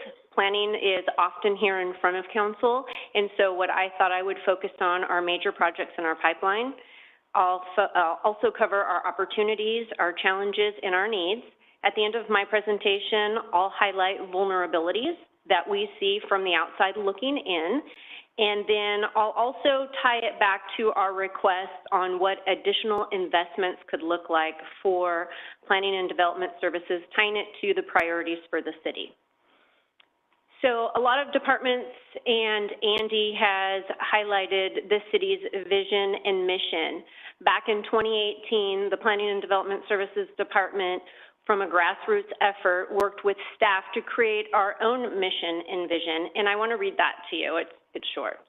So our mission for PDS is to be loyal to preserving the Clovis way of life by employing excellence in cooperative planning, reliable engineering, and sustainable building controls. Our vision is to ensure Clovis remains a city of choice to live, work, and play through well-respected, service-oriented professionalism. And so PDS really strives to uphold that mission and vision. We highlight it as part of our quarterly values when we recognize staff for going above and beyond. So it's definitely something that we focus on. So overall, planning and development services, we're responsible for developing, maintaining, and really fulfilling the vision of the Clovis General Plan. The department as a whole does that by processing entitlements. We provide development coordination. We conduct plan check and approvals. We issue permits. We conduct inspections, and we design and construct the community investment program, which is our capital projects. So focusing on the general plan just for a minute, because that is a document that you hear planning and development talk a lot about, but it's really a document for the city. We're going through a general plan update. Each of our departments and our community will be heavily involved in that update, and it's a document that lives with us for at least a decade, if not longer, on how we want to see Clovis grow. So again, each city and county, they're required to have an adopted general plan. This plan serves as the guiding document for long-term growth and development, resource management.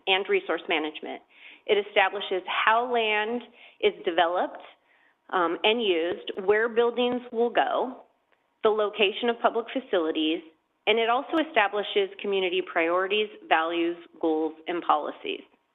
These general plans are typically updated every 10 to 15 years. Clovis's current general plan was adopted in 2014, so it's just fresh, 10 years, 11 years now, right, years old. And we're updating it. The reason we're updating it and we're doing a comprehensive update is because there's been so many changes in housing laws. Business and industry needs have changed. Transportation modes have changed. And we've seen a number of general plan amendments over the years that have really prompted us to do this overall comprehensive update. We came back to you back in September with a request to enter into a contract with De Novo. De Novo is our consultant that's working on our general plan update, and they are moving full steam ahead. As part of our current general plan vision in 2014, that vision stated that Clovis would be a city that is committed to the Clovis community family, their needs, their values, and a quality way of life for all, reflecting that commitment and how it develops in the activities it undertakes. So again, we'll take that vision as we move forward in the update and really be soliciting from the community, what is our vision for the next 10 years, as this general plan may be updated again, or 50 to 80 years worth of development, because that's really what general plans lay out. I know the mayor, when we brought back De Novo's contractor, I want, excitement, and I want investment. I want to see what we have in front of us. Think big. And that's what we'll be looking for as we move, as we continue to move into the update. So our current Clovis General Plan has 3 urban centers. Again, this is just a high-level overview. You're familiar with these centers. We've got Loma Vista in the southeast. We have the Heritage Grove in the northwest. And then we have the Northeast Urban Center. Each of these urban centers were envisioned to preserve and enhance our existing core of our Clovis community. These urban centers focus orderly growth outward. They are intended to be fiscally sustainable and balanced, meaning there's an equal balance of residential, non-residential, open space, and public facilities. Each of these sub-communities is also planned to be home to approximately 30,000 residents at full build-out. Okay, now kind of transitioning into the operational structure of planning and development services. PDS is divided into 3 main divisions. We've got the planning division, the building division, and the engineering division. We currently have 66 full-time employees budgeted. Not all of those positions are filled, but that's what we have on the books. Our budget, our operations and maintenance budget is approximately $15.4 million. We are an enterprise fund, and that means we collect fees for the services we provide. Now, there is a small portion of the general fund that does support planning and development services. It's $350,000, roughly 2% of our operating budget, and it predominantly goes to traffic-related services, traffic reports, traffic accidents, traffic studies. I say predominantly because that is not everything our general fund support goes to, but it is the predominant. Our community investment program budget is approximately $53,700,000. Again, I'll go into the details of that program a little later in my presentation. So now looking individually at each of the divisions. The planning division is ultimately responsible on the front end for implementing the Clovis General Plan. They also are responsible for ensuring consistency between the general plan, various specific plans, and the development code. They prepare project-specific environmental analyses for projects as they come in. They process entitlement applications, and they implement our zoning requirements. The planning division has 10 budgeted staff members. The major projects in the pipeline for the planning division right now is our comprehensive general plan update. Again, this is a 3-year project that we kicked off in September. 2 other major programs that they're heavily involved in is the infill rezone program and the mixed income zoning ordinance. These 2 particular programs came out of our settlement agreement as part of our housing, and so they are very time intensive, and they will be a requirement for planning to implement for years to come. Some of the opportunities in the planning division is being able to have additional public outreach and planning 101 sessions. We've heard council say opportunities to come back during council meetings, having workshops. We find that this may be an opportunity for us to come back with some hot topics for planning, to further educate and or answer questions that council or the commission may have. And then community input strategies and surveys. Being out in the community when we have events where we can hear the community, what is their vision, what are they looking for, what do they, what do they like, what do they dislike? Some of the challenges in planning would be maintaining creativity in planning and urban design skills. And I want to pause here because I don't want you to walk away going, wait a second, what, maintaining creativity? It's really being able to find the time to send staff and have the resources to send staff out of the office to attend these trainings and to continue to stay sharp on their skills. You'll notice on each of the 3 divisions, the slides here, you'll see a really cool graphic. That came from planning. So George's team, they created these stickers that we give out at these events, and they're all kind of a little spin-off of popular TV shows. So this is a question for you all. Do you know what that's from? There you go. All right. I have 2 more questions for you. Anyway, so I just want you to kind of walk away with, planning is still very, they're creative. They want to dig their fingers into making sure Clovis remains one of those cities that people do want to come here because it's unique. We've got a lot going on. All right. In addition to, another challenge would be continued changes in regulatory, environmental, and state laws. We constantly have these changes coming down, so staying on top of that is a challenge. One, to know about it, dig into it, and then how do you apply it? What are our needs in planning? So planning could use additional staff to help respond to these new projects, programs, and the changes in state laws, and then just continued education and professional development opportunities. As I get further into the presentation, I'll highlight specifically the staff needs, but we're looking really for one additional assistant planner to help us with not what we need to do today, but what's coming with our new housing element being adopted, with the settlement program. What are we responsible for doing? Next. Just really quick, under opportunities, don't forget the Youth Commission, right? Because I think they could do workshops, they could have hot topics. I just think the more we can integrate them with the work of the city, and I always think of planning as what do they see in 5 years? So I know it's on your mind, and Chad won't let you forget, but neither will Vong and I. Right, and I think we had talked also about the youth commission participating as part of like the GPAC, or at least being present and hearing the discussion.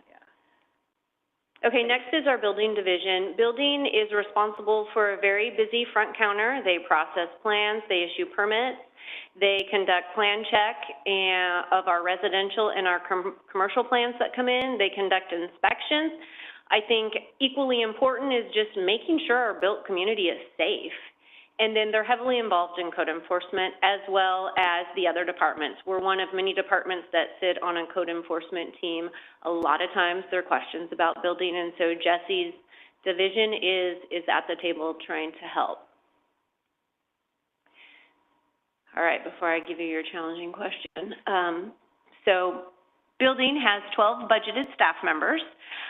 Projects in the pipeline, most of you have seen the activity going on at the major car dealership there south of Herndon, west of Clovis Avenue. That's the new Audi, Porsche, and BMW. We've got medical complexes going on north of Herndon at Peach. And we have multiple hotels. The one I've listed here, the 5-story, 124-room hotel, is actually north of Herndon, west of Clovis. But you also have the Hyatt. That's not too far from the major car dealership. That's also in the plan review. Opportunities in building is to continue to improve streamlining of our current permitting processes for inspections, permit, and plan reviews. And that's really just to make it easier for the community to come in, get their projects reviewed, paid for, and permits issued. Challenges in building is currently adoption of the new 2025 California building code. So every 3 years, the code is updated. And so the challenge for staff is to go through the updates, understand them, be familiar, and ready to implement. Other challenges include training staff on the updated codes and practices. Needs in building is remaining, having innovative awareness, staying current with the latest educational trends, codes, and regulations, and then familiarity of newly listed products in the built environment. So this home improvement, there you go. Renee, could you update us on the VA Medical Center or the clinic that's supposed to be going? Do we have anything new on that? I have not seen anything new come in. I know their first phase was related to parking, right, but I have not seen anything recently come in. But I'm going to turn around and look at that and see if he knows something more. Okay. I knew that last conversation I had with the director, they were waiting on funding, and they were thinking potentially 5 years, but that was 3 years ago also. So, okay, thank you. I will say, once I do hear something, I'll put it in a Friday report and give an update. Okay, moving along. Next is the engineering division, and engineering is the largest division in planning and development services. It's broken up into 4 sections. We've got the community investment program, the engineering administration, development review unit, and construction management. Engineering is responsible for the coordination of the orderly construction of public and private projects. They do plan check and approve proposed development projects. They implement the development impact fee program to fund the required infrastructure for new development. They administer the active traffic management program. They design public infrastructure repair and improvement projects. They perform inspections, and they also issue encroachment permits. So the engineering division has 34 budgeted staff members. Projects in the pipeline include the development impact fee update. We are constantly working on that, but that is a big project right now that we're working on. Also providing support to the general plan update for staff. Opportunities include integration of technology and automation. So again, just opportunities to streamline how we issue permits. As projects come in, we review and plan check them, so workflow.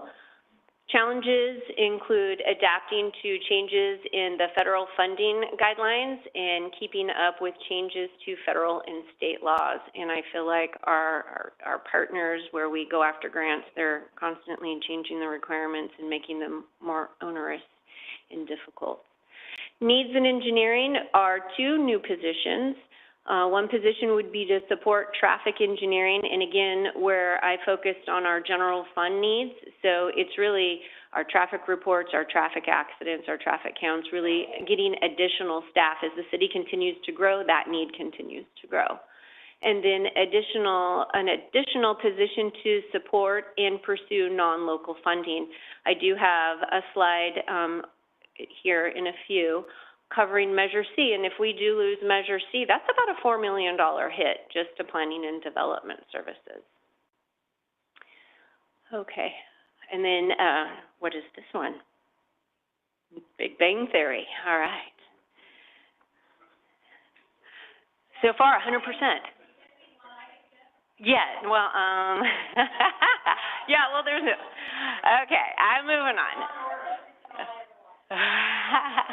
That was PD. All right, community investment projects. Where would we put that? Hold on, let me think. All right. Okay. Were those produced by Chad's team? No, I told you they were produced you did it yourself? Because you guys did a lot for I think, no, Eric. The stickers of Clovis. Eric did them.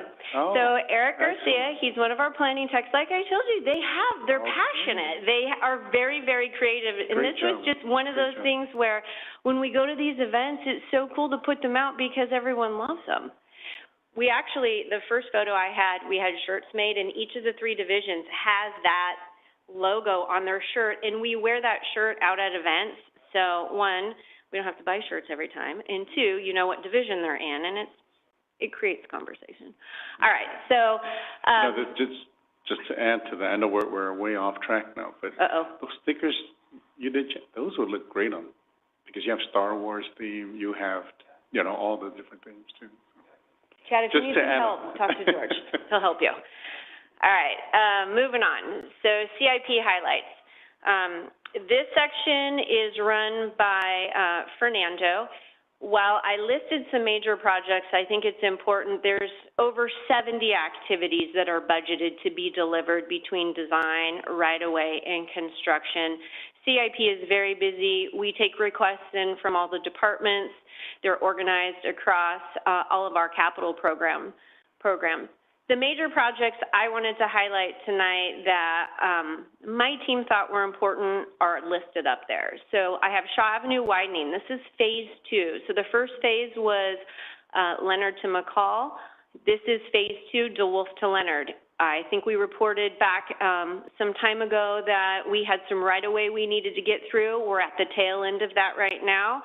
So we're close to having our right-of-way wrapped up. Once that's wrapped up, we'll move right into our PG&E work, working with the marketplace. We have some coordination we need to do with marketplace. As soon as the PG&E work is done, we'll jump right into the actual widening of Shaw Avenue. Amy mentioned the Senior Activity Center, the TI improvements. That's about 4,000 square feet. We were going to have a partner, St. Agnes, in there. When that did not come to fruition, it was an opportunity to look at that space and how we could utilize it. As Amy mentioned, they're very successful, which is wonderful. So it's an opportunity to grow the area and offer more space for activities. I don't believe it's going to be used at this point for staff. It's going to be used and utilized by the community. We have the design of the police substation at Loma Vista. So this is north of our Fire Station 6. This is another approximately 4,000 square foot facility. We're very close to releasing the RFP. Once that goes out, we'll have the design moving forward, and then after the design is complete, we'll move into construction. And then the last project I wanted to highlight on here is the Water Feature Park at Barstow and Agua Dulce. So that's in Loma Vista. You may be familiar with the term Milholland. I know we've talked about that. That is the name of the property owners that owned the site before we bought it. It's a great project. It was identified as an open space park. Public Utilities looked and came to us saying, hey, there's an opportunity you've got some waterways there with Dog Creek and the Enterprise Canal. Can we partner together on making this a dual use? So I call it a water feature because it is a park space, but it's going to be the coolest park space in Clovis, because not only is it going to be aesthetically pleasing, because it's not just going to look like a recharge basin, it's going to have trails, it's going to have active play equipment, it's going to have passive areas. It's really going to be an amazing site for Clovis. We're going to put ourselves on the map. I'm hoping that we go after and can apply for Excellence in Planning Awards and really highlight an opportunity to make this even better than what we had envisioned. Some of the opportunities in CIP is fostering more community engagement and the integration of technology and automation as we continue to be better and more efficient on how we deliver our program. Some of the challenges in CIP, inflation affecting the cost of our construction projects, complying with more demanding regulations and funding requirements, and then again, the speed at which the city is expanding increases the capital needs, and our resources don't always exceed with those needs. We have a kind of a finite number of staff and projects. We know what our resources can deliver, but as we continue to grow and we have to pivot and shift on priorities, SAD's group does an excellent job, but we're a little bit constrained. Needs in CIP is continuous training to keep up on new technologies, and then again, if we lose Measure C, if it is not extended, finding new sources of funding that would replace that $4 million that we use for a variety of projects. It's flexible, it's ADA, it's bike and ped, it's maintenance. I mean, we would have to find replacement funds, or with the resources we have, you know, shift our priorities, and it could be pushing out projects. Renee, I have one big challenge here for you to start to help this council educate, but also put parameters in, is how will districts make it where we're not going, 5 of these are in his district, none in mine. You know, how do we make it where it's Clovis-centric, regardless if it's 10 in your district, 0 in mine this next year? And so, you know, I think a lot has to be done in this area and go, this is how we prioritize. This is how we got them here, so that way we know, and then we can educate the public as well. Because if it isn't, the public soon will go, how come nothing's happening in my district? And then they're going to come to us, and we're going to go, you're right, they're not. And so I want that to be at the forefront of one of these challenges, because that's 2 years it's going to happen already. And so I know that's not going to, there's no money involved, but there's a lot of education involved. So I have some ideas on how we can, as we get these requests for funding, like calls for applications, looking overall at the city, which is what we do right now. So we work with the other departments to find out what are the biggest needs. It's predominantly public utilities, but we also look within our own capital program. What are the projects that would rank well, that need the funding, that are the highest priority? So I think we would continue with that as our initial step, and then looking overall at the city to make sure that we've got, I'm going to use a housing element term, but, you know, fair and equitable, you know, distribution of projects. And then coming to council, because I believe each of the council members will then also probably from your own constituents hear what they would like to see within their own area, and then balancing that so we show a distribution for the highest need. Yeah. Because the CIP only goes to Planning Commission, and so they see that, well, I remember used to being able to see it, but ever since I got on council, I've never seen that booklet of all the CIP projects and how much it is and what's in the pipeline. So not just to you, but also to Andy, as we move towards districts, how do we make it where this was always Clovis first, not District 1 first, District 2? And so how do we navigate towards that so that way we maintain what we have right now? So, I just want to highlight that is possibly the most important thing you've ever said. I don't ever want to see what any district needs, ever. I never want that to be, that's just me. I don't ever want that to be an overlay. Yeah. Ever. Fair and equitable is what's right for the whole. And I think the day we facilitate that, I go, no, I don't have a park in, I mean, we've never not been trying to look out, and so, I don't know, this is not the time for that conversation, but that just like, that sparks that, I never want that to be a criteria, ever. So just, thank you for saying that, because I think that's super important. And then just one other comment, which is super small, this is the opposite of what he just said. I was asking what the police substation is, because last time I asked, would you do substations, and you said, oh, no, but it's really the alternate dispatch side is what Andy said. So we might just want to change the language, not that anyone's ever going to pay attention, but I thought, wait, we just had this conversation, so it's a dispatch side versus a substation, so just trying to make sure. I'll make sure that we correct that. I'm really confused. Stay with me. I'm watching I Love Lucy. I got to stay with it. I'm sorry, I got you off track. That's right. I haven't gotten a single one of those other things, so I get that. Okay, good. All right. So those are the main points in the CIP. One more question. Could we ever see using Measure Y to backfill the Measure C deficit? I mean, in my mind, I think that's a thing. People voted for, again, safer, smarter, easier to navigate city. So I think we are luckier than most cities to have that source, but I don't think it's out of the question to imagine that deficit in your funding would have to come from Measure Y. I mean, I don't know how the math works out, but I think we've asked for money, we have the sales tax, so I think we should think about that.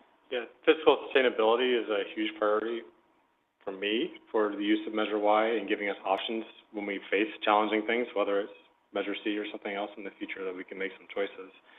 Obviously, it wouldn't be ideal. Measure C being in place and that resource helps us maintain our town. So we'd like to keep it that way. But if not, we'd like to have some choices that council can consider. Cities won't have that choice, so I think, I do think it could be a possibility. Good.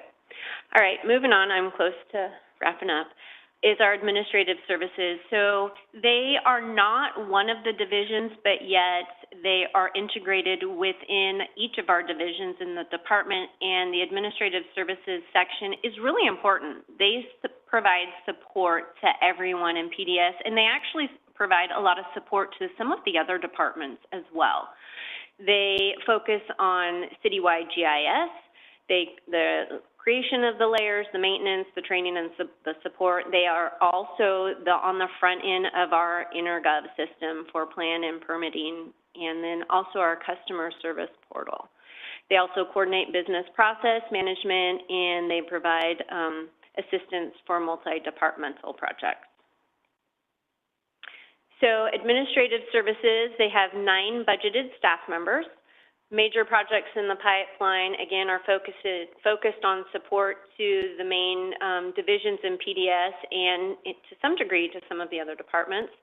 The projects include developing project tracking reports and document migration. Again, this is to improve efficiency and effectiveness.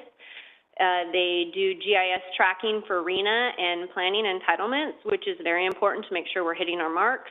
And then NG911, so that is dispatching. They're working very closely with our PD department, our IT, and the county on making sure we've got precise locations. When those calls for service come in, we can accurately, with a lot of specificity, be able to direct our public safety where to go.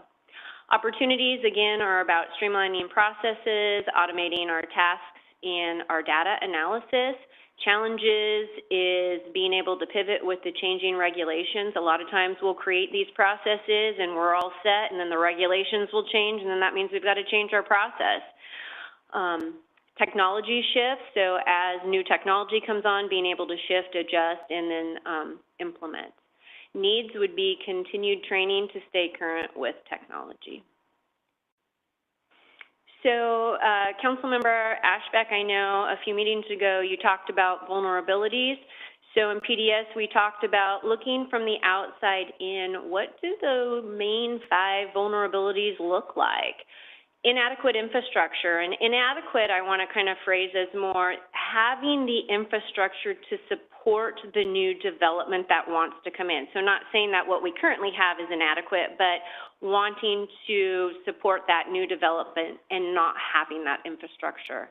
Housing affordability, we hear a lot about that. It's very expensive to afford homes.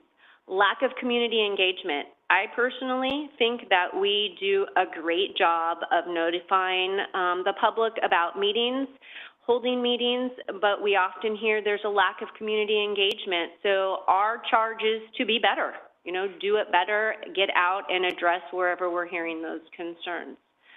Another vulnerability is losing the Clovis way of life as we continue to grow. As we get bigger, losing, you know, that term family, being close, knowing.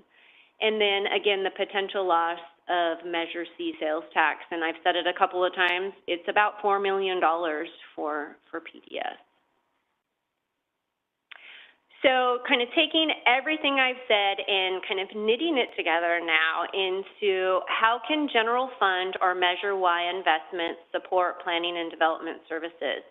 And you've heard me say within each of the three divisions what our needs are and what we could look for.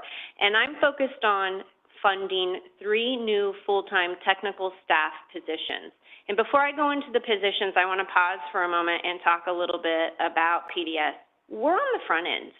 We're the ones that are implementing that general plan. We're making sure entitlements are being processed.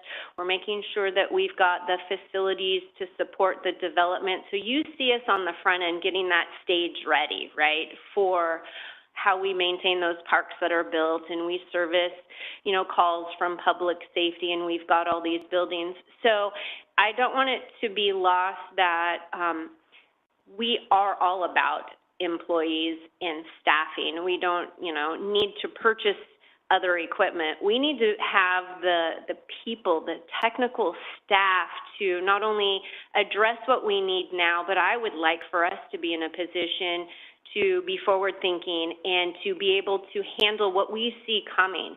And so I focused on 3 of the main priorities that came out of Measure Y: improving streets, maintaining that way of life in Clovis, and the accountability and program delivery.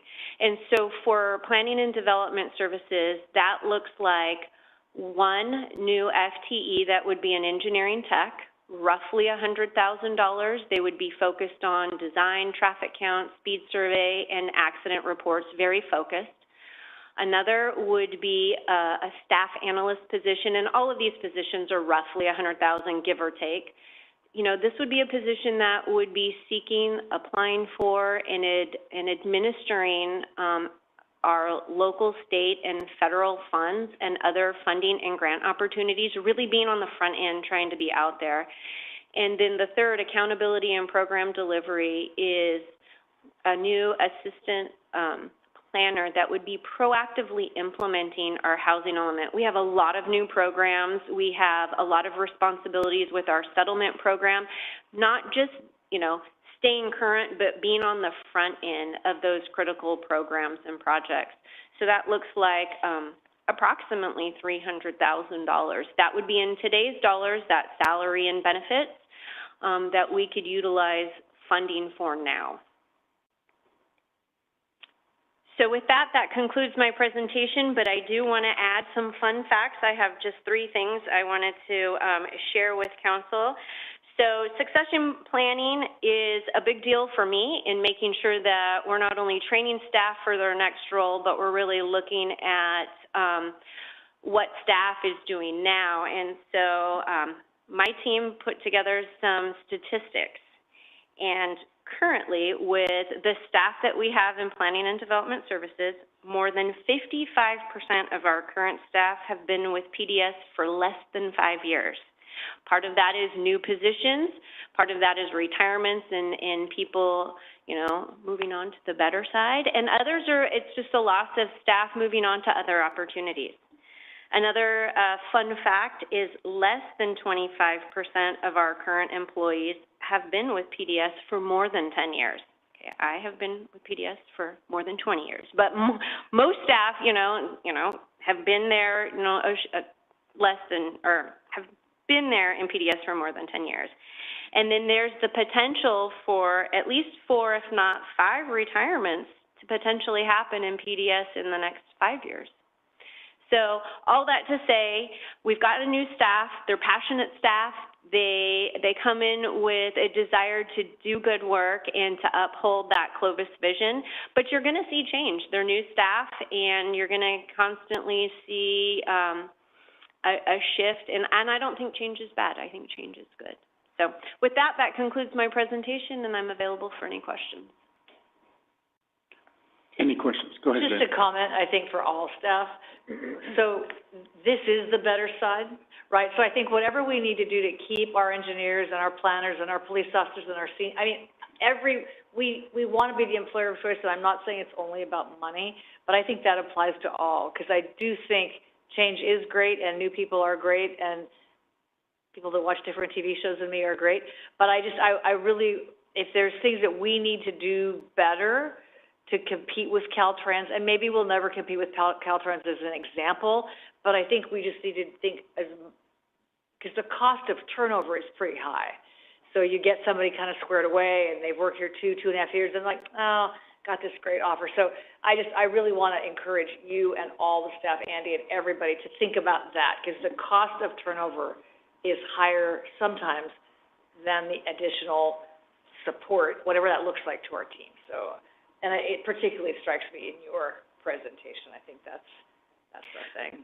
I agree, and part of it is the younger generation. I don't feel like they stay as long, and I'm not sure if that's money or if it's just that generation, but I'm sure as part of, the next negotiations, we'll hear what staff is looking for, and I'm very hopeful that, we have the number of staff that have been with PDS and or the city for more than 10 years flips, and it's the 55 or the 60%, not the 20-ish. Well, Vaughn and I were commenting that the photo you showed of your planners, right? We were thinking back to Connie Combs when Connie was the only woman planner, and now I think, George, you might be in the minority. So that's another switch, just pointing that out. So anyway, thanks. Any other questions? Hey, Renee, I was hoping at the end you say we don't do anything for Measure Y, because we are an enterprise, and if we need only $300,000, we can get that easily. From, with the fees or whatever. And so I look at some of these and I go, you probably don't need anything. Not that you can get $300,000 from what you do, because I think you're a unique shop, because when you're successful, you're sustainable and you can grow by moving the permits. So I'm not downplaying your need. I'm just saying I think your team can be super internally energized because you're dependent on you and the success of all the 3 departments underneath you, 3, sections. So, yeah, just wanted to say that. Okay, it's $4.3 million because she needs to backfill Measure Y. They feel better now? I mean, Measure C. Oh, the Measure C, I can understand. Okay, there you go. You're welcome. That wasn't in here, so that's right. Okay, go ahead and open it for the public. Any comments? Seeing none? Okay, we're going to close that. Thank you, Renee. Move now to item 4, Finance Department update, and our Finance Department Director is Jay Shengo. Go ahead, Jay. Good evening, Mayor, members of the council. I'm going to spend a few minutes tonight discussing the finance department and where we're at.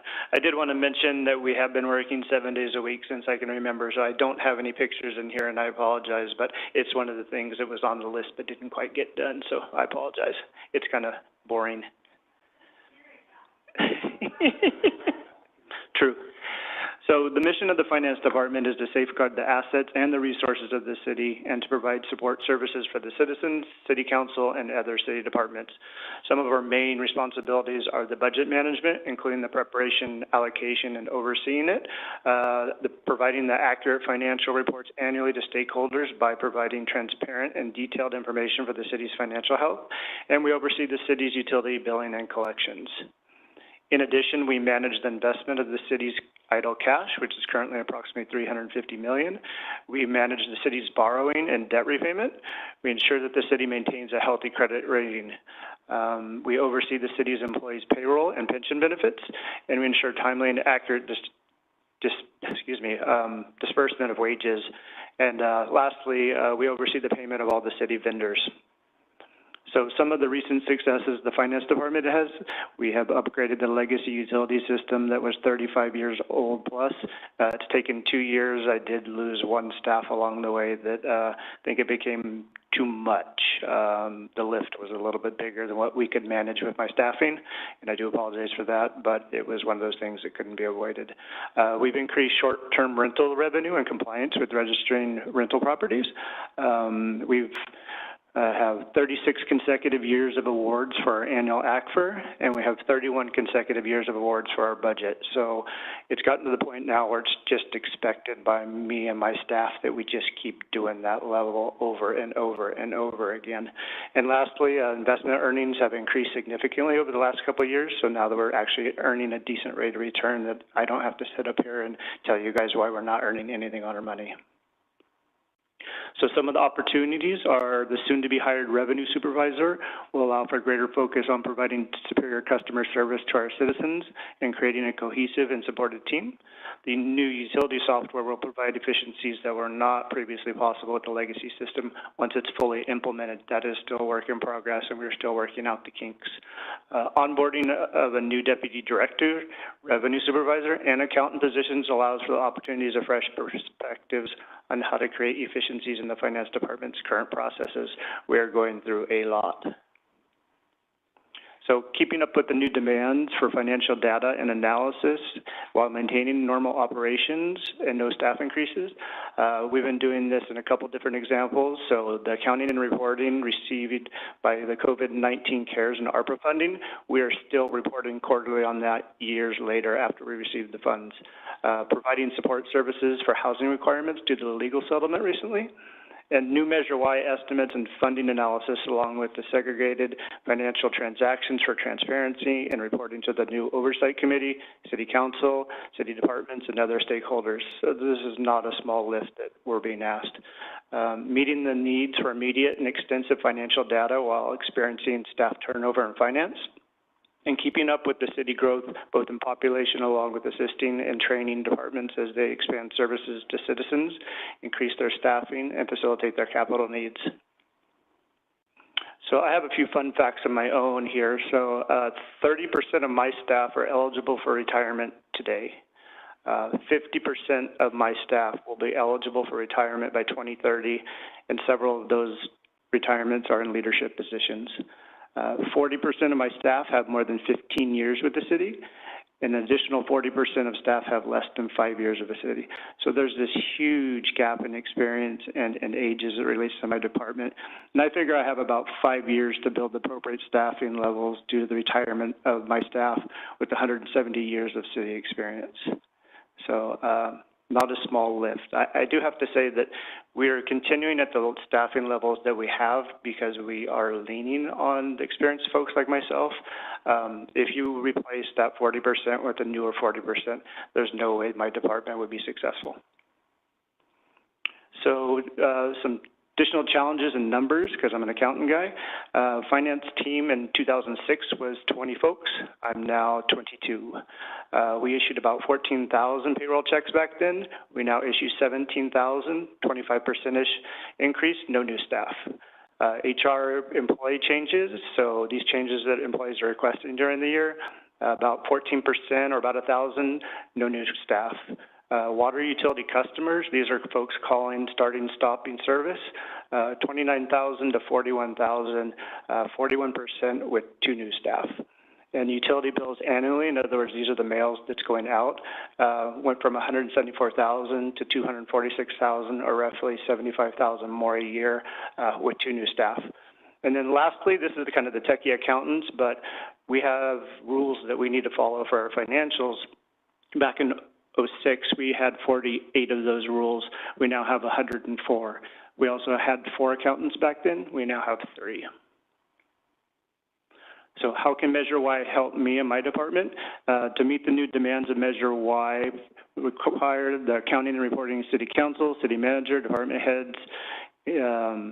New staff will need the basic stuff. They need the chairs, the stand-up desk, computers. We need to be restructured. We're out of room almost.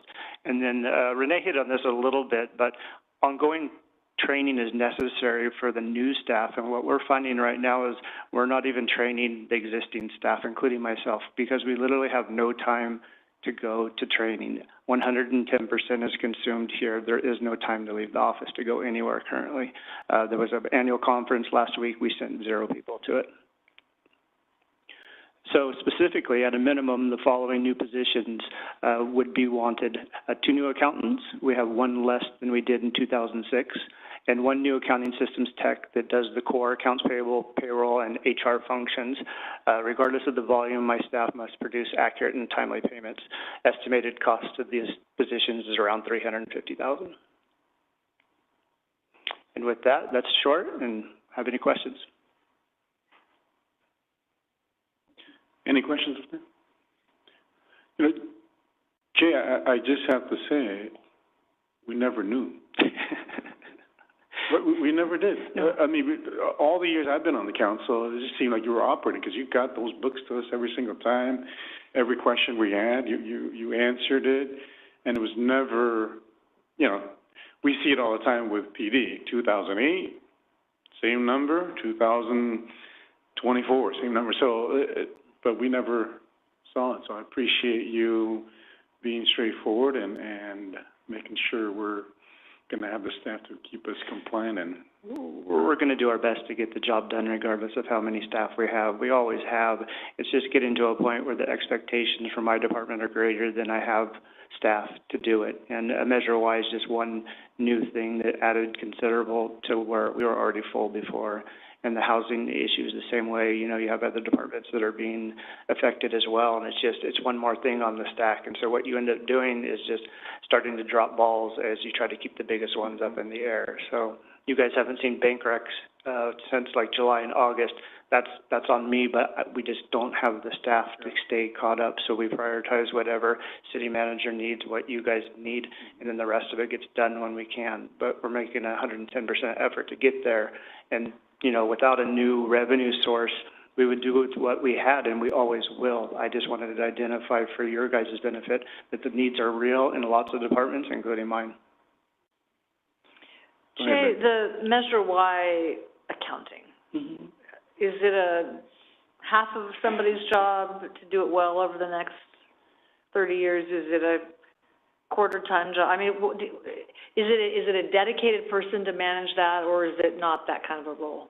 I don't think that it's one necessarily dedicated staff, but the way we're distributed throughout the city, the lift is actually not on just me, but all the departments, because all of those departments are being asked to put their expenditures in for those needs. And so, yes, it falls on me too. It falls on me to set it all up, set up the structure, keep the Citizens Action Committee going, but ultimately every department has a burden. So I would safely say easily it's a position. It's just not all in my department. Be some opportunity there to think about how to make sure, not that we don't want to do all of it well, but I mean, that seems like a new, important startup. If you don't start it up well, it's going to be a continual hold for the next decade to try to, like, oops, didn't know that. So I think how we can best support and structure that would be pretty important. It's my number one priority, and you probably will be hearing from me more as I voice my opinion, and my opinion only, on the things that we're maybe doing from the beginning to make sure that we're successful with this tax measure tomorrow, 10 years, 20 years from now, because we have one shot to kind of set it up right. That's right. Slow the roll and do it right the first time.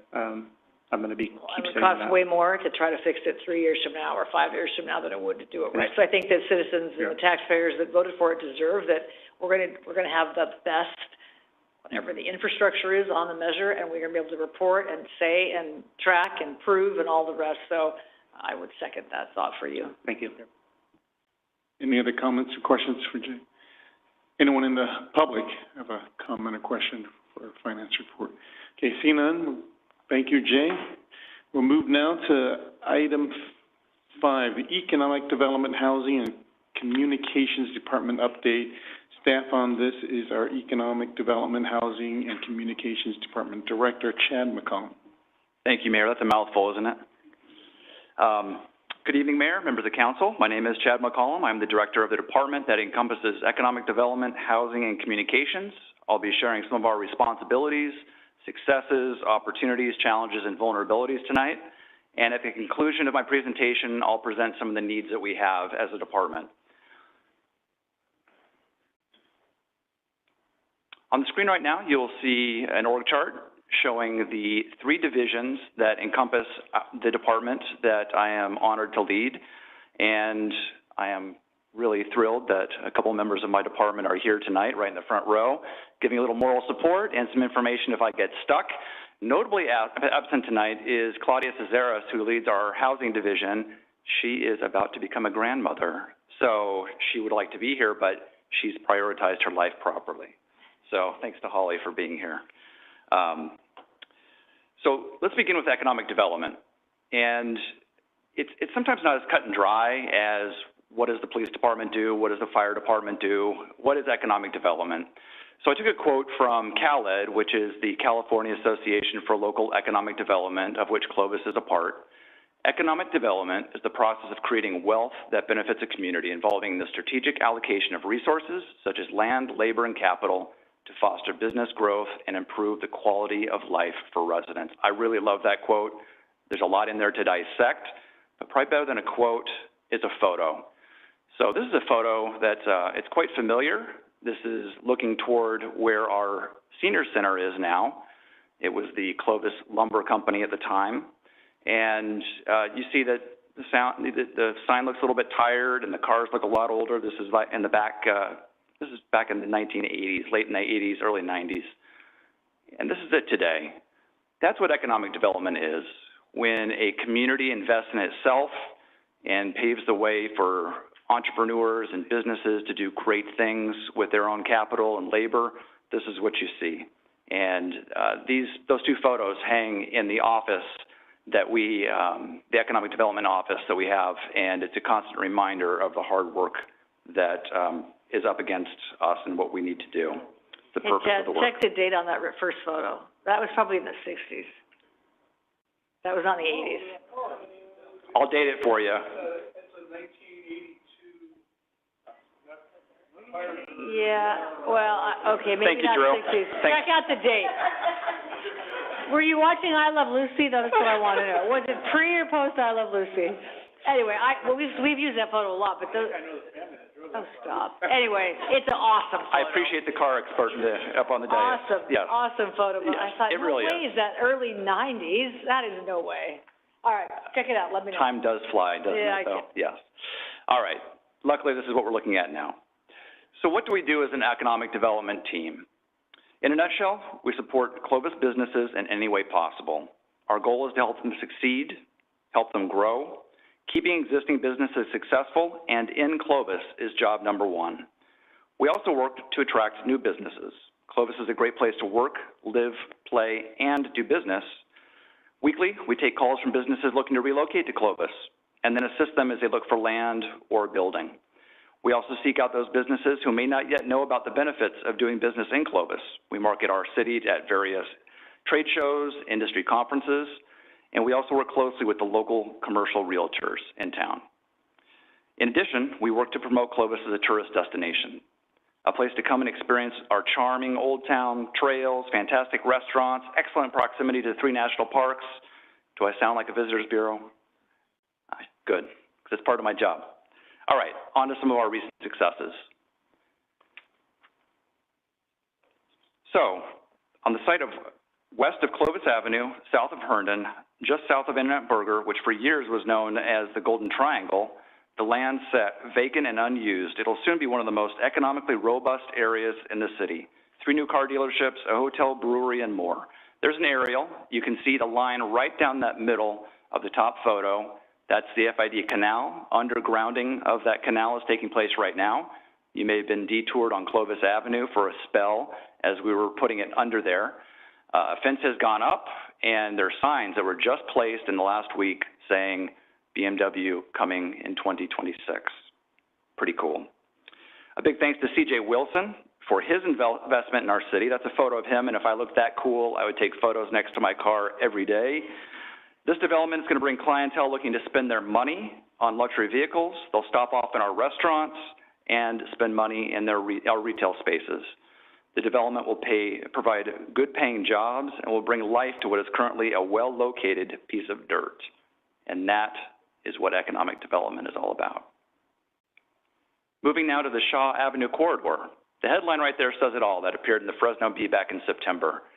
6 new restaurants were coming on a 1-mile stretch in Clovis. Some of those have now opened up, and interest in the Shaw Avenue corridor has been heating up the last 18 months or so, and it's not slowing down. You'll see on the right there, we're joined by some members of council as the new Vallarta opened up, providing fantastic jobs, great place to shop, and if you drive by there right now, the cars are packed in that parking lot. So it's being very successful. If you've not been inside, go inside. It's amazing. It's probably one of the nicest grocery stores in town. The designers all came from Whole Foods. They got rid of some design team and they hired them, and it looks really cool. Let's not forget about everybody's favorite chicken restaurant. Chick-fil-A will be coming to Shaw Avenue at Helm, next to the Surf Through Car Wash. It's on the south side of the street. This project, like many other projects that finally get a headline in the paper, has been in the works for years. Andy was having conversations with Chick-fil-A well before my time in this seat, and then we continued with those conversations, and here they are now. And it's really exciting. We're thrilled to soon welcome Chick-fil-A to Clovis. We've not forgotten about the Research and Technology Park. Located at Temperance and Alluvial, IQ has chosen to invest in Clovis with a brand new facility, which is now open, providing high-paying jobs and services to our community. Let's go next to the Loma Vista Marketplace, located at the corner of Shaw and Leonard in Loma Vista. The center is providing much-needed restaurants, retail space, offices in the area. Construction is just now beginning on the next phase, which will see Tractor Supply Company going into the center, and I'm certain that the Dutch Bros is making all the high school kids out in that area very happy as well. Speaking of high school kids, when we went on our tour of the city with our youth commission, we stopped by Peacock Market for lunch. So how does an older neighborhood market breathe new life into its business? It becomes a food hall. Peacock Market, established in 1960, has partnered with some fantastic food entrepreneurs to bring a food hall right in our own backyard. One notable user is Miguel Salsa Taqueria, a proud graduate of the Clovis Culinary Center, which I'll talk about a little bit more in a moment. But our youth commission loved this place, and they still talk about it today. All right, let's talk about opportunities. What do we see on the horizon? Spoiler alert, a ton. Old Town. It remains as vibrant as ever. Businesses want to be in Old Town. Newcomers include the Sierra Nut House, Rocket Fizz Candy Shop, and Jeb's Blueberry Hill, a breakfast spot in the former Hoblet Hotel. And in just a matter of months, you'll see the House of Pendragon, a very popular brewery, moving into the location at Pulaski and 8th, right next door to the Sierra Nut House. It's the former location of the Craft House, which has moved down the street and is now operating in the 3rd place. House of Pendragon has big plans. They're going to be building an outdoor patio. It's going to be a fantastic place to hang out. And in addition to the beer, they'll be serving barbecue. There are several other restaurants and retail spaces coming to Old Town, but unfortunately, it's a little too early for me to spill the beans on them. Suffice it to say, you and our residents will be thrilled. Once they've signed those leases, we'll be able to get the word out on them. Moving up north to Heritage Grove. So far, the developments you've seen in Heritage Grove are all residential, but that will soon be changing. Multiple commercial projects are slated to go in along Willow and Avenue, north of Shepherd. Again, too soon to speak of the specifics, but staff is in constant contact with developers and investors looking to plant their flag in Heritage Grove. it remains one of our biggest opportunities of economic growth that we have, and we need to get it right. Just south, outside that newly annexed Heritage Grove area, is a development where Enzo's Table once stood. You'll remember it as the place on Saturday to go if you liked food trucks. This is on the southeast corner of Shepherd and Willow. It'll be called the Avenue. It'll be very similar when completed to the project that is kitty corner at the Row. It'll house offices, retail space, restaurants, and eventually apartments. And what's that? You may have seen this project on the south side of Herndon Avenue next to the Honda dealership. It's pretty cool looking. It's 90,000 square, it will be, when completed, 90,000 square feet of Class A office space. The building is going to have a very contemporary vibe. It's going to stand out in a really great way on Herndon. They're looking for major tenants, businesses wanting to headquarter in the space, as well as multiple smaller users, and they anticipate it will be of great interest to the medical office use. It's the first of two structures that are going to be occupying this space. There will be mirror images of each other, and there's no announced completion date, but they are signing leasing agreements right now. Our hotel scene continues to be very vibrant. We're currently home to 1,251 hotel rooms, and over the course of the next 5 years, that number is expected to grow by more than 500 rooms. 5 hotels are in the pipeline.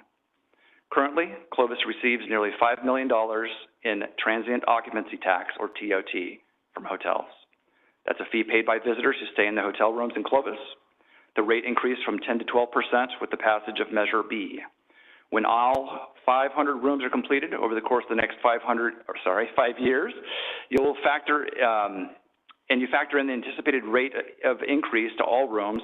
The TOT the city will bring in could nearly double from $5 million to just under $10 million annually.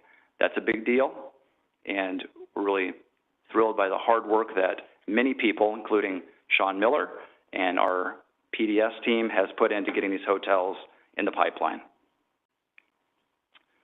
You might recognize a familiar face signing a piece of paper on that lower right-hand photo. Last year, Councilmember Drew Bessinger and I headed to a conference called SemiCon West, an international gathering of leaders in the semiconductor industry.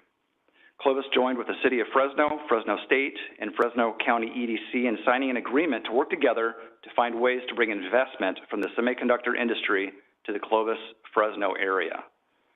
Work on this effort is underway, and I hope to have updates to report in the coming months and years as we will work collaboratively with our regional partners on this very important initiative.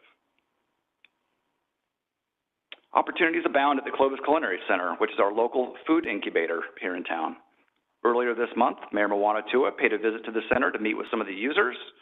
The city supports the center through the use of CDBG funds, and our business development manager, Sean Miller, recently secured funding to support veterans using the center. And that was through a donation through the Clovis Kiwanis. So a big thank you to them.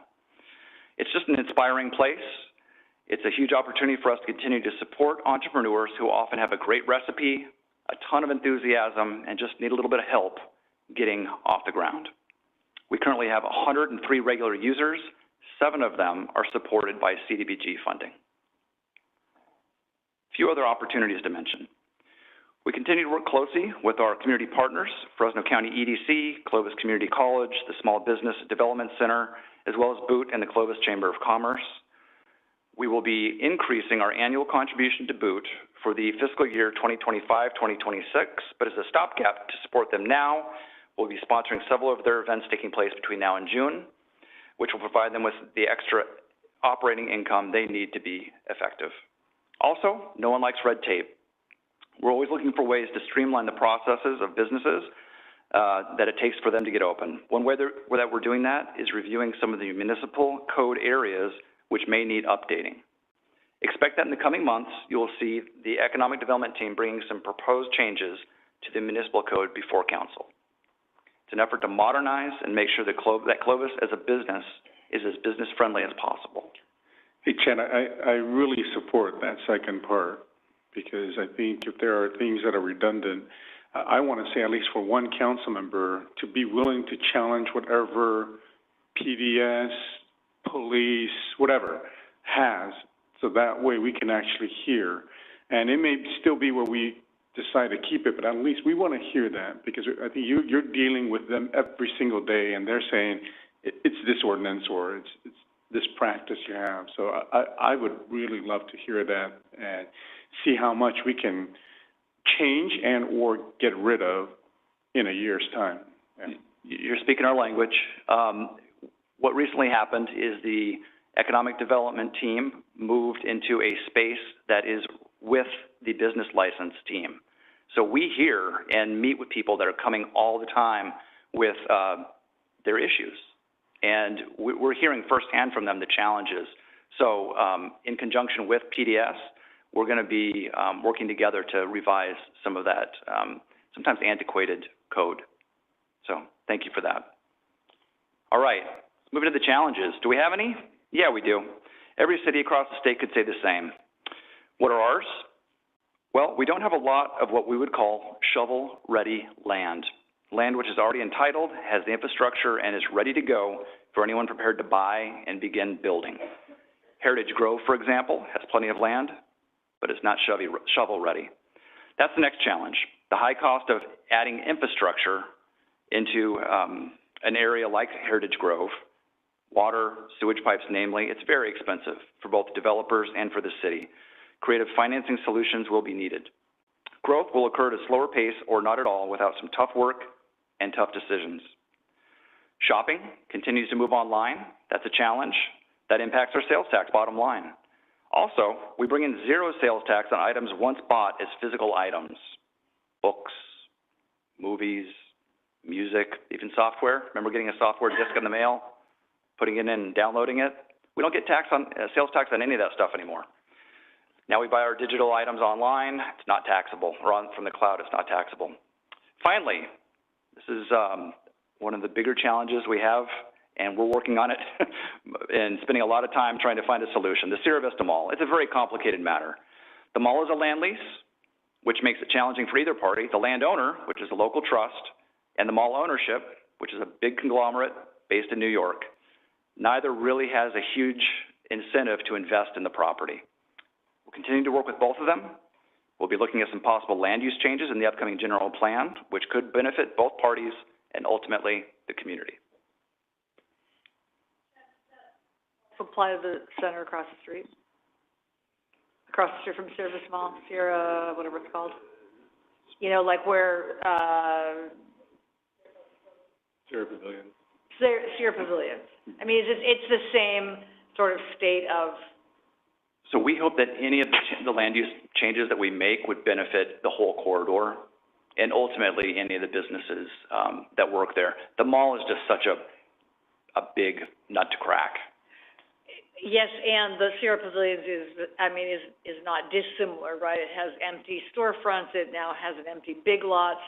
So back to Amy's, like, could kids play there, or what can we do there? I'm not sure, but I do think those are the challenges. Yep.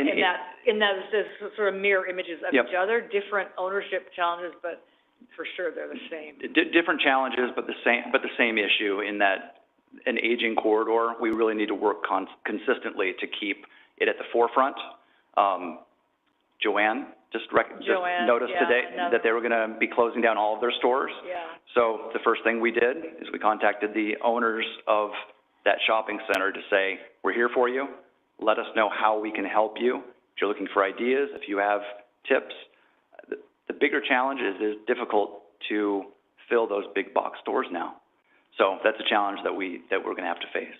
Well, I guess I would add to your challenges, because I think it's probably been 15 years ago, but when these big box stores were new, we talked about we need to be prepared for them to be empty.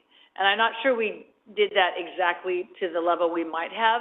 And I remember talking to Dwight about Fort Collins, Colorado was sort of heralded as the city that planned for them to be empty, by how they looked, by how they designed them, by how they built them. And we didn't do that necessarily, but I do think empty big box stores terrify me. And I mean, Sears is an example, back to Sierra Vista Mall.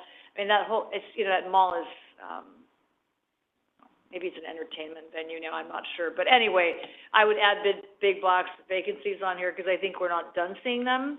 And I worry so much about if Kohl's shuts down, They're closing the store in San Luis Obispo, which surprises me.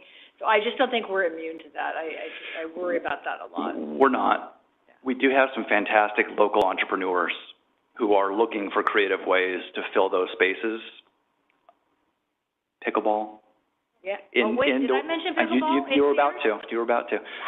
Indoor soccer facilities. I mean, so we hear about these folks that have it in the pipeline. Some of that goes back to our code that needs to be cleaned up, and that will be part of the conversation that you'll be hearing. A bigger culinary center incubator, a bigger incubator for other kinds of industry. I mean, I think there's lots of ideas, but I think there's opportunities and challenges in that, those big empty retail spaces that we thought we'd seen a lot of them in the 2008-9-ish, but I think we're back again to see more. I agree. Some vulnerabilities. So we're asked to provide some vulnerabilities that we could be facing over the next 5 years. One vulnerability is uncertainty facing the global, national, regional economies.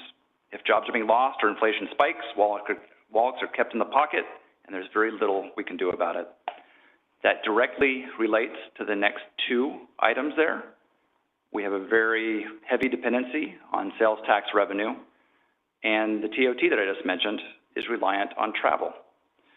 Both could go south if the economy slows down.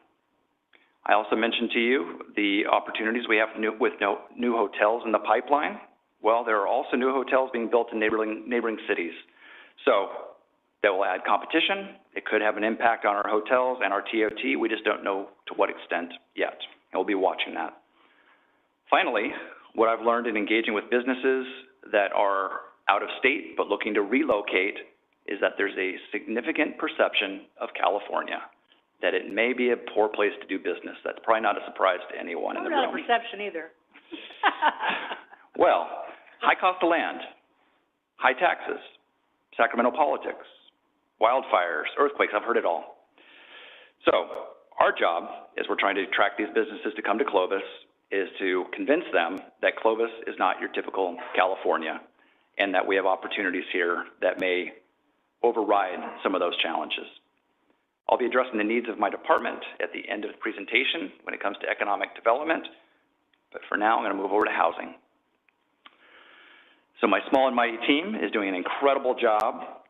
Holly's here representing tonight, and just before this meeting, she was having a CDBG input meeting, and quite a few members of the public showed up, and that's not always the case. So that was fantastic. Home rehabilitation, down payment assistance, securing and distributing community development block grants, assisting affordable housing developers, working with our public utilities and PDS departments on capital improvement projects, establishing, managing the Housing Trust Fund, creating the mixed income zoning ordinance and development impact fee deferral programs. These are all jobs done by the housing division, and that is 2 people, and it's a lot. Their job got significantly more difficult when the lawsuit was settled. So, a lot of words on the screen, but they have such a rewarding job. You love your job, don't you, Holly? Yeah, she loves her job. Here's one of the reasons she loves her job. She's able to meet up with folks who have significant needs. This is a before and after of a home belonging to one of our residents in desperate need of a new roof and ceiling. They've been living in these conditions for far too long, and they turned to us for help.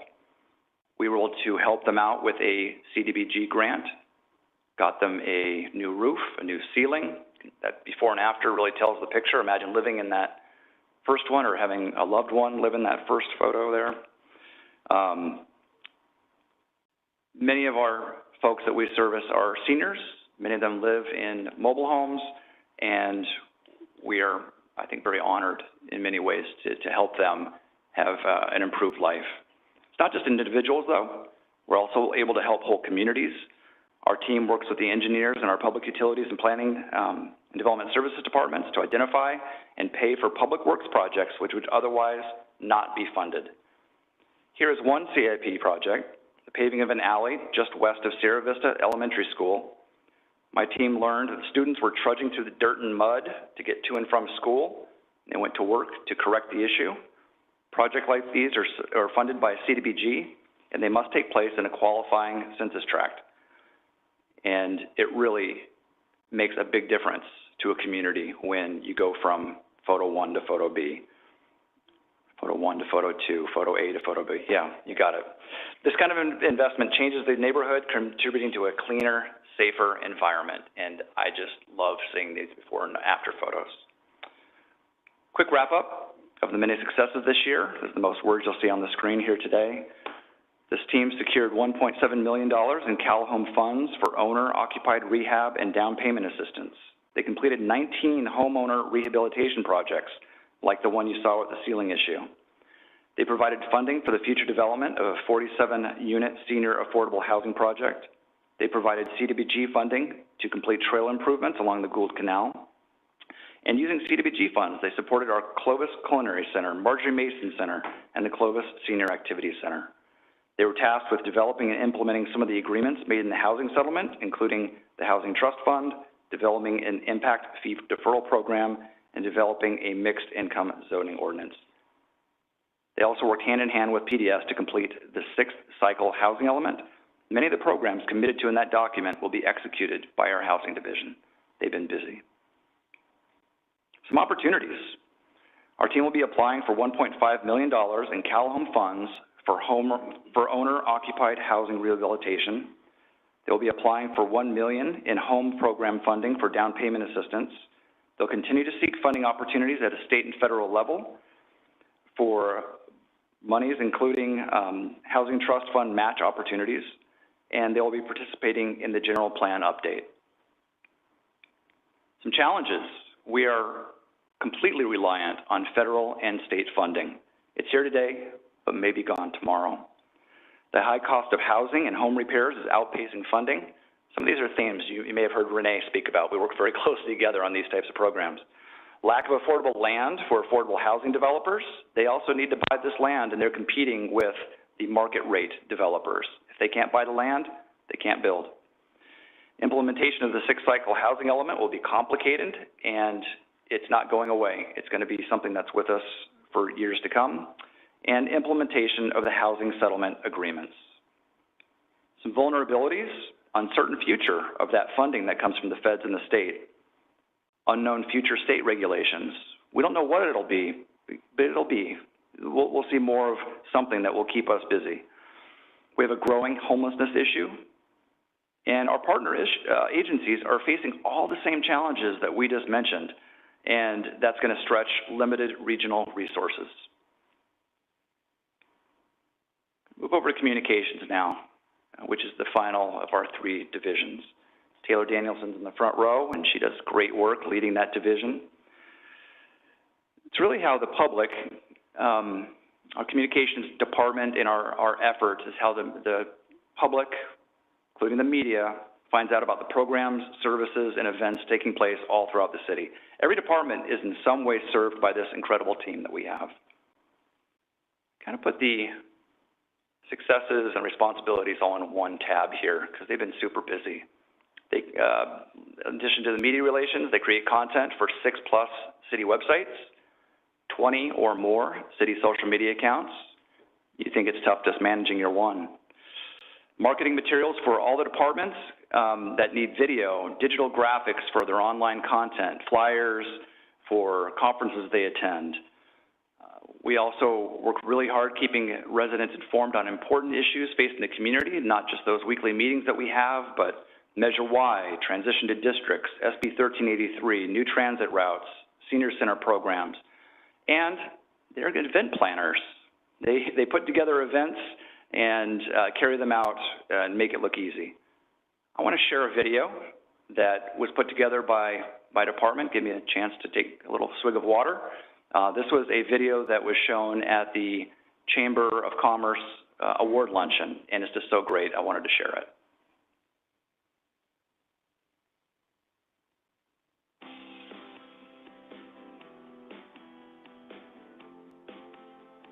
Picture some music.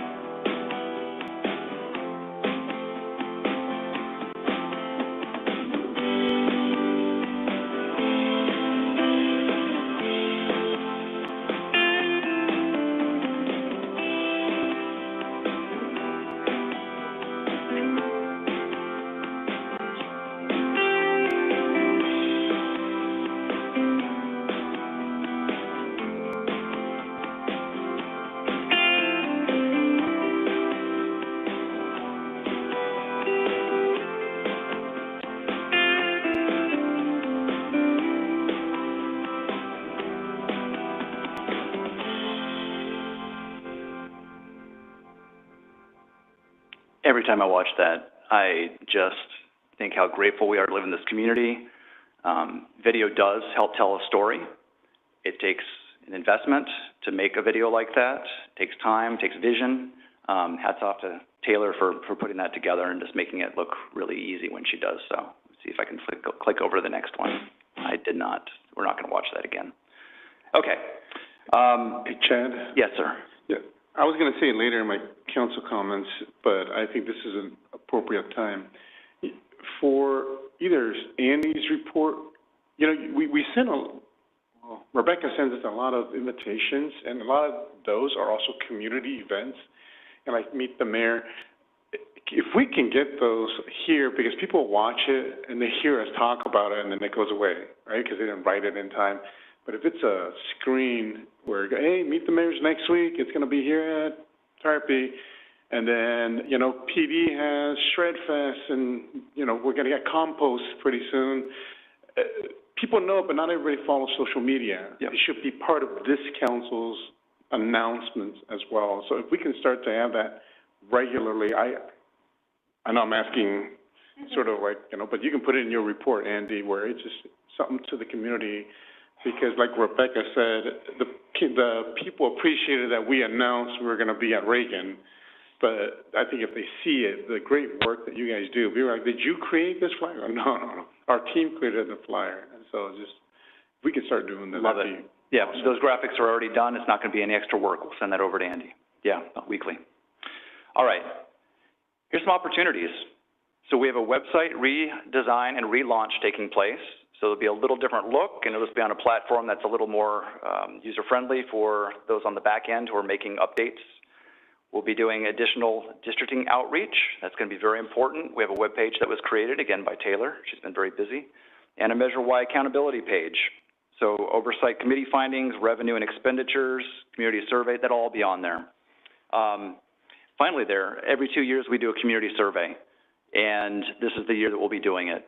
So we'll be asking questions of the community that have been asked over the course of the last now 12 years, and we'll throw in some new ones too, so we can start seeing some trends, which is very cool. All right, we've got a few challenges. It is tough to break through the clutter or noise of the internet, of the media, getting people out to a meeting. Thank you so much for being here tonight. Our residents that have stuck through it to the end. How did you find out about this meeting? Okay. Word of mouth may be the most powerful way to get a message out, and we try it all. News releases, posting on social media, flyers in the senior center, those video screens on our transit buses. So we try everything, and you still have people say, oh, I didn't know about that. So we just have to continue to try, get creative, and hopefully we'll continue to improve as we move forward. The media landscape has changed. There was a day where a member of the Fresno Bee would be sitting in the audience at every meeting. It just doesn't happen anymore. They've got fewer resources. They may be listening online, hello, if you are, reporters, but they probably aren't because they've got lots of things to do, and they don't have the same beats that they once did. So when we communicate with our media, it takes on some additional work because there's also lots of new reporters that may not understand how Clovis came to be and why we're different than Fresno. So that's an education. And then just the increased demand for video, graphics, it's very time consuming. It's well worth it as you see that video, but it takes people and time to put it together.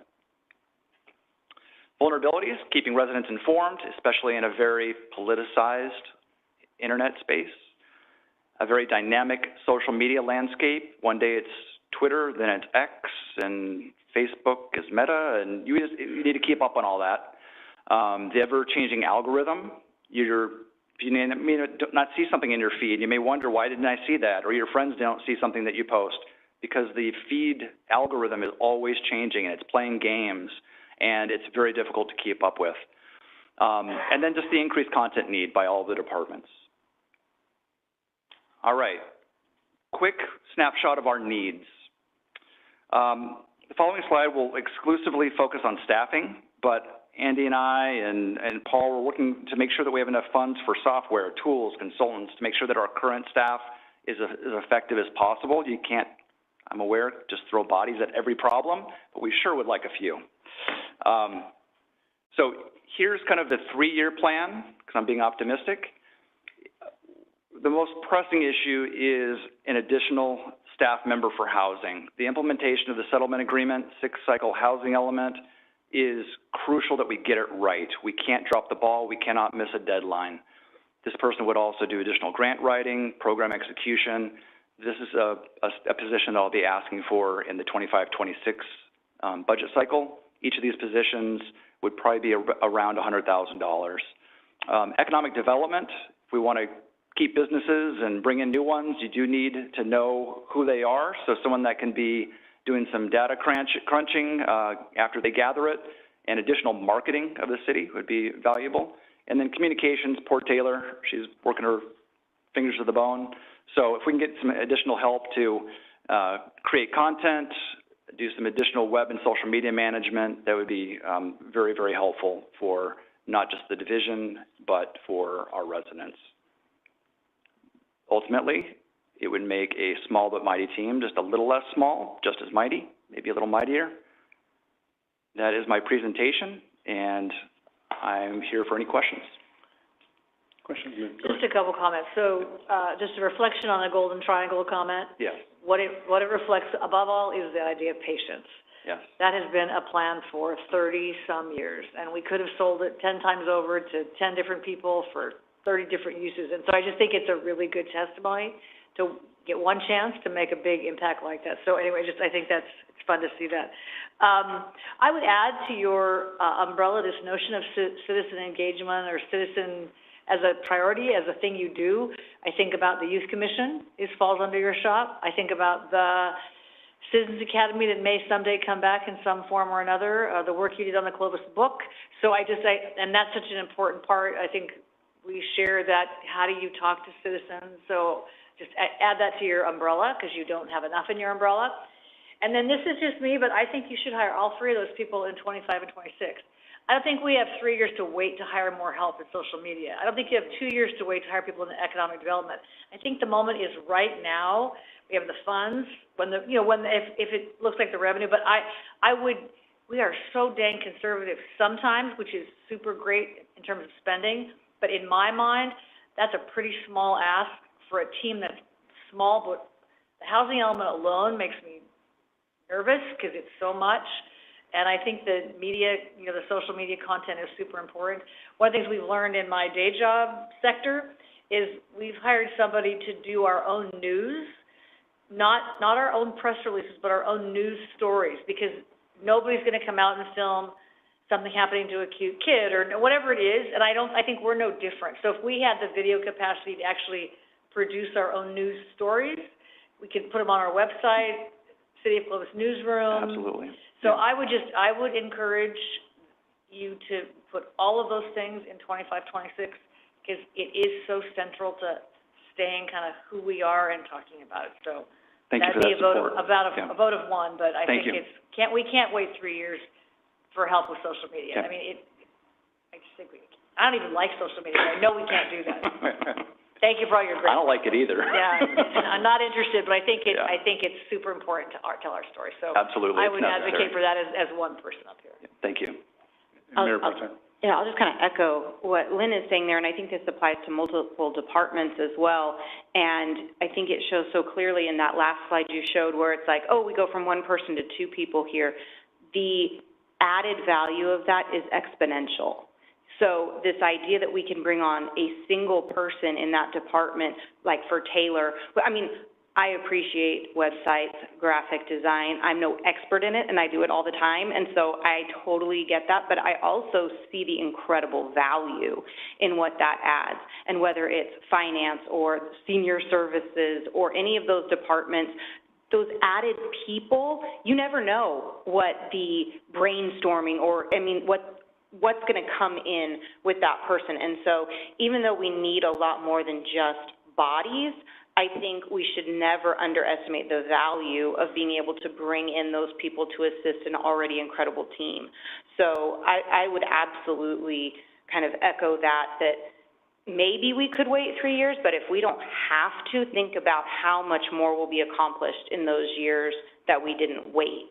And the value, like I say, particularly when we're talking about community engagement and getting word out to residents, you just can't underestimate what that's going to do for all of the departments, because that's the other thing I've heard so much tonight is how much overlap and cooperation and collaboration there are with so many positions as they go across multiple departments. So adding another person for Taylor is going to help the whole city. You know, every department is going to benefit from that. And so I think, again, that's a really good way to see high value for those dollars as we look to allocate them. So I'm totally in favor of that for all the departments we've heard. We really need to focus on that because it's a clear area of need. Yeah, and I totally agree. And I think Diane raises an interesting point about we don't have any redundancy. If Taylor decides to move to Iowa or some other port, I mean, we don't have any backup. So I think that is the finance story. We don't have any redundancy. So I think in these we have one person doing this and one person doing that. If that person decides to not do that, we are in trouble. So I think that's a good point. But I mean, in some of these really essential things, we can't afford to not have redundancy. So I would third, but we both just said. So we got a motion and a second and a third. So that's it. We're good. Thanks. Any other comments? Okay. I also wanted to support what Lynn just said with regards to getting it now, because the work that Sean and you do with economic development, sometimes we can't even measure the millions of dollars it brings in. Yeah. And so it's already doing enough. So another person only potentially doubles what you're doing, Sean, in the community with Culinary Center, with helping people and people wanting to be here. And so, and there's not enough of you going around to help as we grow. There's going to be marketplace. There's going to be, you know, up at the Northwest. So the more we can plan and get ready for economic development, I think the better. And then with regards to housing, the stuff that is coming, it's going to be so much more complicated than CDBG. CDBG is a grant, right? And so we just kind of follow it. But with the settlement, and then how do we tell those stories? Because sometimes it's very negative with regards to us not building enough or helping those affordable housing units enough. But you can tell the other story along with what Taylor's doing. And with regards to communication, we got to be at the cutting edge. You know, we have to have a TikTok channel. No, we just got to be at the cutting edge. We don't even have a press conference backdrop that we talked about, where it says City of Clovis. And so where do we stand? Where do we go? We're out there in the, you know, in the courtyard. And so little things like that, I think, are important. And then you guys can tell that story and let us tell that story instead of someone trying to skew it every single time a good story comes through. And so I'm in total support of what was just said by Mayor Pro Tem and what Linda said. Okay. You're the only two in the public, so any comments?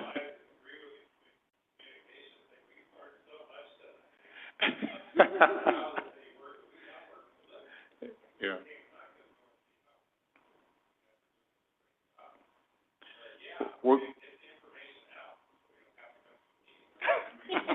We got to get you better refreshments, though. The refreshments here are not good at all. We'll let the record state. What is your name, sir? So that way we have it. Okay. Thanks for being here. So that comment from the, thank you. Ron, just real quickly, I feel like I need to throw in here. Yeah. It just comes down to very simply, if we're not at the table, we're on the menu. Mm-hmm. And if we are present, we're putting our message out, we have control of the message. We're not being controlled, or we're not being manipulated. So I agree with my colleagues. Okay, thank you, Chad. Thank you. We will go to our last report, and this is item 6 from the City Clerk IT administrative update, and our city clerk is Brianna Parra, our IT director is Jesse Valise, and our city manager is Andrew Hausler. So I don't know who's going to go first, but you guys are up. We'll be kicking it off with our city clerk.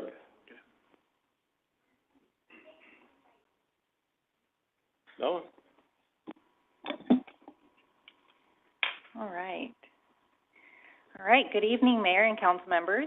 Tonight I'm going to present the Office of the City Clerk Department update, but before I'm going to get started and introduce the team that keeps our office running smoothly. First, we have Rebecca, our executive assistant. Rebecca provides vital administrative support to the Office of the City Clerk, the City Manager, and the City Council. She plays a key role in keeping our operations efficient and ensuring the day-to-day tasks are handled seamlessly. Next, we have Diana. She is our Deputy City Clerk. She supports not only the Office of the City Clerk, but also the City Manager and various departments across the city. Her expertise in records management, public meetings, and administrative function is essential to maintaining transparency and compliance with the city policies and state regulations. Together, our team ensures that the legislative process runs smoothly, records are maintained properly, and public access to government is upheld. The role of the City Clerk and its mission. The mission of the City Clerk is to provide quality customer service and equal access to open and transparent government. On the right, you'll see that we have several roles. One of them is our elections officials, which we oversee the municipal elections, ensuring that we are conducting fair and are in compliance with our legal requirements for each election. We also manage campaign finance disclosures and statements of economic interest, maintaining accountability and transparency. We handle legislative administrations, facilitating City Council public meetings by preparing agendas, minutes, and official records. Additionally, our office oversees records management, maintaining the municipal code, and ensures public access to vital city information. In every aspect of our work, we are committed to upholding the principles of transparency, efficiency, and public trust. In this presentation, we will go over the goals that were set for the 2024-2025 and our recent successes, our biggest challenges currently, our biggest opportunities, and our growth plan. So some of our 2024-2025 goals are: we implemented a records request management system, just FOIA. We prepared for and coordinated the November 2024 election. We maintain accurate records for the City Council actions. We provided timely responses to our citizens and our department requests, and we continue to deliver responses in timely. We continue to deliver thorough, timely responses to our city managers' special projects. Some of our recent success is this year we launched Just FOIA on July 1st, 2024. The system has streamlined our public records requests. As of today, we have processed a little over 1,041 requests through the PD department, with 83 of those requests from all other departments. The average completion time for the department's requests are 9 days, which significantly improves our response time and ensures a more efficient process. We have made strides to ensuring our processes are both modern and compliant. This year, we developed and conducted trainings across our departments for the Just FOIA system, for handling records requests, and Muni Code for our agenda management. This has helped us maintain compliance with our public records requests while also streamlining how we handle and manage our records. Additionally, we continue to use NetFile for electronic campaign disclosure forms and our FPPC Form 700s. We have also had a successful completion of our November 2024 general municipal election. This election saw 2 City Council members re-elected for 4-year terms, and most notably, our Clovis residents approved the Measure Y transaction and use tax. We've also made some upgrades to our council chambers to improve public viewing and experience during council meetings. The previous camera system was old and outdated, and so we replaced it with a new system that enhances video quality and visibility. Additionally, we upgraded the lighting and installed a new microphone control software system to improve the audio, particularly during public comment. And these improvements are designed to make it easier for our community to stay informed and engage in our local government. Brianna, can I just interrupt you really quick? I think literally everybody watching online right now would think you've made that entire thing up. I think I've never heard anything good about our video quality and what they can see online. I'm not sure what we did. I know we made a commitment to people didn't want to see it online, we didn't want to, whatever that was, but I really do think it needs to be a priority, because I literally get that complaint more than anything else. We're the second biggest city in the county, and our technology looks like 1984, and it's a little thumbnail sketch, and you were home not too long ago and couldn't hear, and so I respect what you wrote. If this is modern, it's that same picture that Chad just showed us, that same venue, that same era. I just don't think we have lived up to the kind of the things we can be here. So while we might have improved some in this last year, I hope in the next slide you talk about making it better, because I do think we are woefully behind in that. Sorry, Jesse. Thank you, Councilmember. It's nothing personal. Ashbeck. And I don't even like that stuff, so I'm just saying, but it's the thing I hear all of the time. Right. So what we did currently, and we are in the process of working with IT, and it is a slow process, and I have heard some of our community make comments about our video and how we are a little bit smaller, so we have taken that into consideration, and we are working with our IT and our CMAC. What we've currently done at this point is we have added our new camera system, which will allow us to have a better visibility for our members of our public. As you can see, we added more lighting to kind of have more of that clarification. But we don't have that now. Even though we have new cameras, people can't see. Right, we are in the process of... Oh, so we don't have... They're not live. But we're training it, and we're not live yet. That's correct. Okay. We're doing training with the departments, because we're not the only ones that use it. So we are in training, and our hope and our goal is sometime at the beginning of April to go live. Okay. Yes. I didn't mean to sound We're just right around the corner. I didn't mean to sound like a jerk, but I probably did sound like that. But I literally, the last 2 weeks, I've heard that so often. People saying, what are you doing? So anyway, I just want to encourage that, accelerate that. We were pushing to try to get it for tonight to make it an actual launch, but it just wasn't able to happen, so that's my fault. Yeah. We definitely don't want to go too fast. We want everybody to be comfortable, since we're not the only ones that use it. We know that Planning Commission uses it, and we want to make sure it's right before we implement it. Okay, I read that, and I was like, that just can't be a thing. So, all right, thank you. I promise it is. Okay, thank you. Okay. Some of our biggest challenges are, as part of our responsibility for records management, we have been reviewing the city's document management policy and procedures, which was last updated in 2000. Since then, there are significant changes that have occurred in our records and how they are maintained, stored, and accessed. Some of these record series are no longer, and they're obsolete and need to be identified and removed according to the law. In addition to updating our policies, we've been working diligently to manage our physical records. Since the start of fiscal year, we have processed and destroyed 30 boxes in accordance with our records retention schedule. However, this is a time-intensive process, and each box requires a thorough review before destruction. On average, processing one box can take between 1 to 2 hours, meaning that our staff has already dedicated between 30 and 90 hours solely in destruction efforts. Currently, we have 3,672 boxes stored in our Iron Mountain, which is our records storage facility.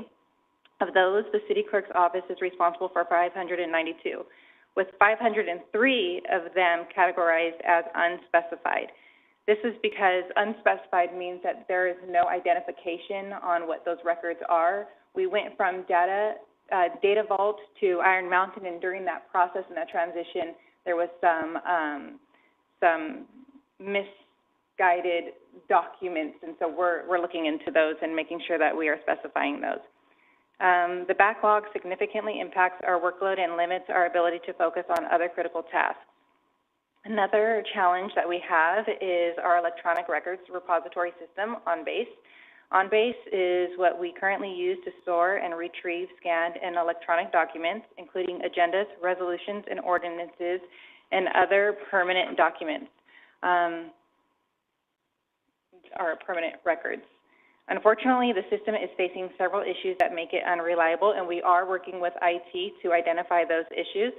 When these issues occur, it adds significant manual work to our staff and slows down responses to internal and external requests. Right now, we only have one person managing these thousands of permanent records.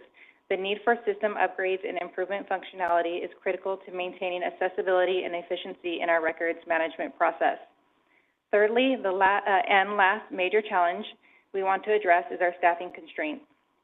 The administration currently operates with only 2 personnel, and oftentimes we serve as the first point of contact for our residents who need assistance. With the growth of the city residents, there is a growing demand on our office, and the workload has increased significantly.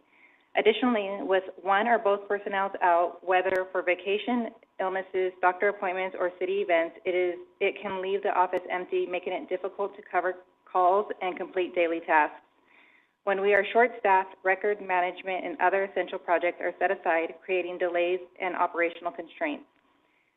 Adding additional personnel would help maintain efficiency, ensure compliance with retention policies, and enhance response times for our public services. This added support will also assist during short staffing situations and event setups, ensuring smooth operations during peak demands. Furthermore, the position will allow the office to focus on developing a succession plan for the front office, promoting long-term stability and growth. These challenges highlight the increasing demands placed on the Office of the City Clerk and the need for updated records management systems and adding staffing to keep up with the city's operation needs. Addressing these issues will ensure we can continue to provide efficient and reliable services to our council, staff, and the public. Some opportunities.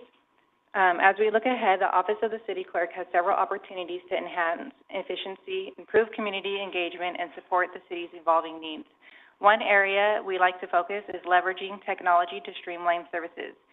We are looking into AI tools such as Madison AI, which assists with policy research, zoning and code lookups, and staff report generations. These tools have the potential to save significant time on repetitive administrative tasks, allowing staff to focus on more strategic responsibilities. Additionally, as we see a wave of retirement and the loss of institutional knowledge, AI-driven solutions could help maintain steadiness and preserving key information and processes. We are also looking to opportunities to enhance our digital records management system OnBase. This system serves as a primary repository for our critical city documents, but while we continue to experience system issues that impact efficiency, one of our goals is to look into other digital storage capacities and improving indexing to make the department retrieval more consistent and reliable. Another key opportunity is addressing staffing constraints with the administrative office. With only 2 personnel handling a wide range of responsibilities, an additional staff member would provide much-needed support to ensure the office remains responsive and efficient. The City Clerk's office serves as the first point of contact for residents seeking assistance at various city services. When one or more staff members are out of the office due to the meetings, city events, or other obligations, it places a significant strain on operations.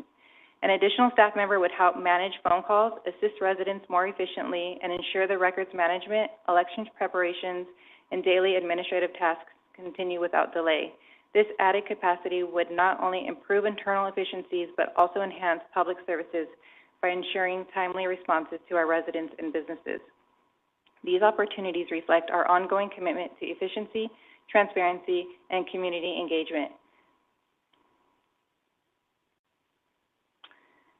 This is our growth plan, not necessarily our 5-year growth plan, but one of our growth plans is the records management retention schedule. Our records, like I said, our records management policy was last updated in the year 2000.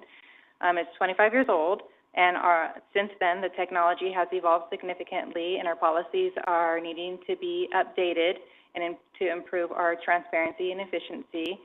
This update will ensure that we have clear retention guidelines, proper archiving, and an effective system to manage public records. Another priority that we have is OnBase records repository upgrades. We rely heavily on our OnBase for document storage and retrieval. However, system reliability has been a growing concern due to inconsistency search functions, making it difficult to retrieve records quickly. These improvements will make our system more accessible and reliable for both staff and the public, and we are working with IT on those. Our third priority is leveraging technology and an opportunity to significantly enhance our operational efficiency. One area is we want to focus on any AI-powered tools for tasks such as policy research, generating reports more efficiently.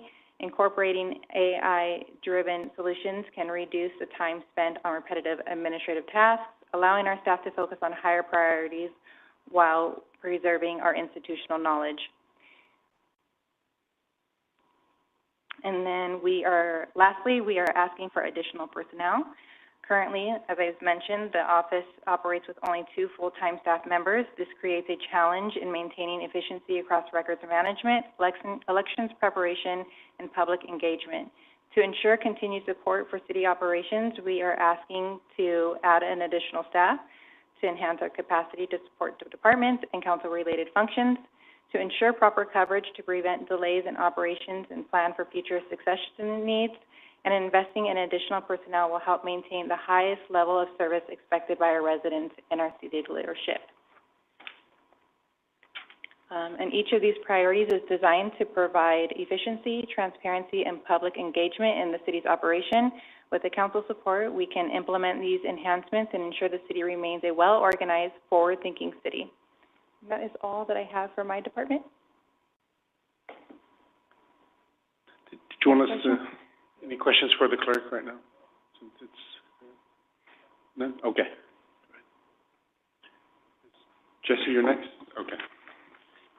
Good evening, Mayor, members of the council. So, man, a lot of put on our plate here tonight with technology being pretty much an emphasis throughout. So I'm really excited and I'm scared, and I'm going to add that to my challenges moving forward, but it's not on this bullet point here tonight. But to get started, the mission of the IT department, or division, is to enable, through the use of technology, the city of Clovis to meet or exceed expectations by providing technical support and systems and solutions to those who serve the public. So I think we're kind of there in terms of what I heard tonight with all of the departments and what their use of technology is moving forward.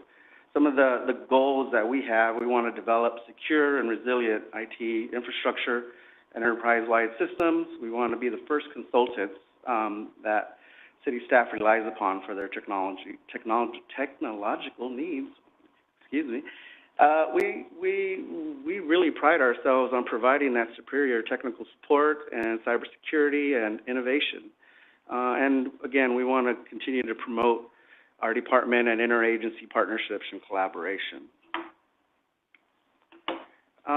So our department is made up of two teams, the first being enterprise applications and systems. And with this group, we, of course, manage like city assets and software and databases. We're at the forefront of our web and cloud solutions, so anything Microsoft 365, any of the ADA compliance issues, online forms, our geographic information systems. We probably have close to 100 virtual servers running that operation that just really never makes it to the forefront, but it supports all of the different departments, whether it be the Next Gen 911 or any of the layers that all the other departments mentioned that they edit and those kinds of things. So, help desk services. I used to come in here and talk to you about the 800 computers and laptops. That's all through our help desk service and support. So we do our annual PC replacements. We have a life cycle program to do that. We offer 24/7 support to our police officers and firefighters. They're here 24/7, so we have an on-call program to support them.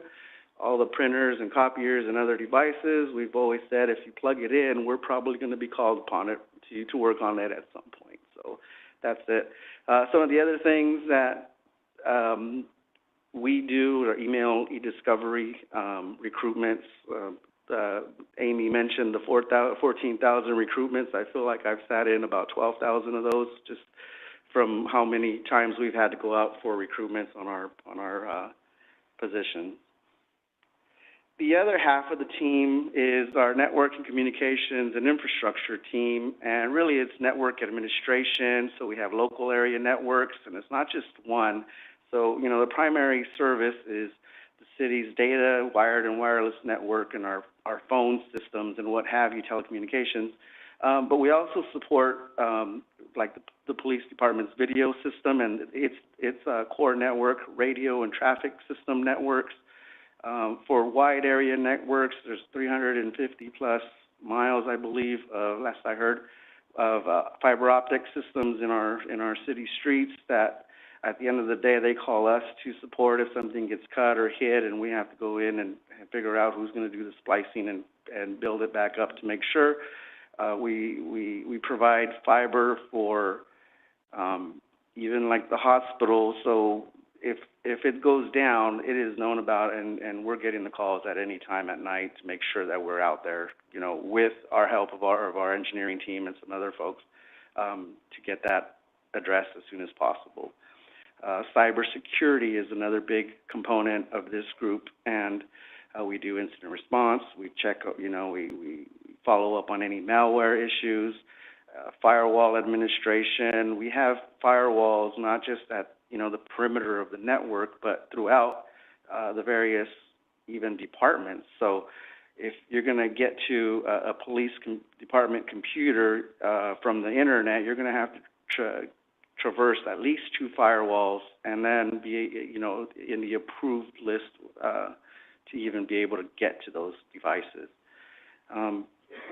System administration, again, I think it was earlier with the public utilities, we have 1 staff person out there in public utilities, and we have 2 over in PD to support their systems. So we're a little bit distributed, but it seems to work for us, and it's doing a really good job. I just wanted to point out that this is our team here. There's 18 of us. I mentioned 3 are in department support personnel. 15 of us would be in main, we call it central IT, and 1 staff, part-time person helps with our phones and admin tasks and what have you. So instead of a group picture, we decided to do the selfie approach, you know. That was me when I had, before the gray hair. And, yeah, he's part of the team. Some recent accomplishments. We recently, within the last month or so, developed or implemented a new network core, and basically that's the brains of the operation that keeps things running for the city. It was a long time coming for us. It was part of our resiliency efforts to try to make sure that, you know, if we had power issues or whatever, I'm sure you all remember when we had some heat and power issues, and we had to actually cancel the council meeting and postpone it. So all of that was building up to getting this resilient piece put in. We've done a lot of progress in cybersecurity. We're implemented a thing called Secure DNS, and DNS is Domain Naming Services. So it basically tells the world how to find us and tells all of our computers how to go out and find it. And by implementing the secure component of that, we're not going to go to nefarious sites on a typo and those kinds of things. So there's like a lot of added value that's happening there. We implemented a new help desk system for IT service requests that recently launched. We're transitioning away from the CRM system for our internal requests, and more to come with CRM in a little bit. As was mentioned earlier, we have a new website and coming soon.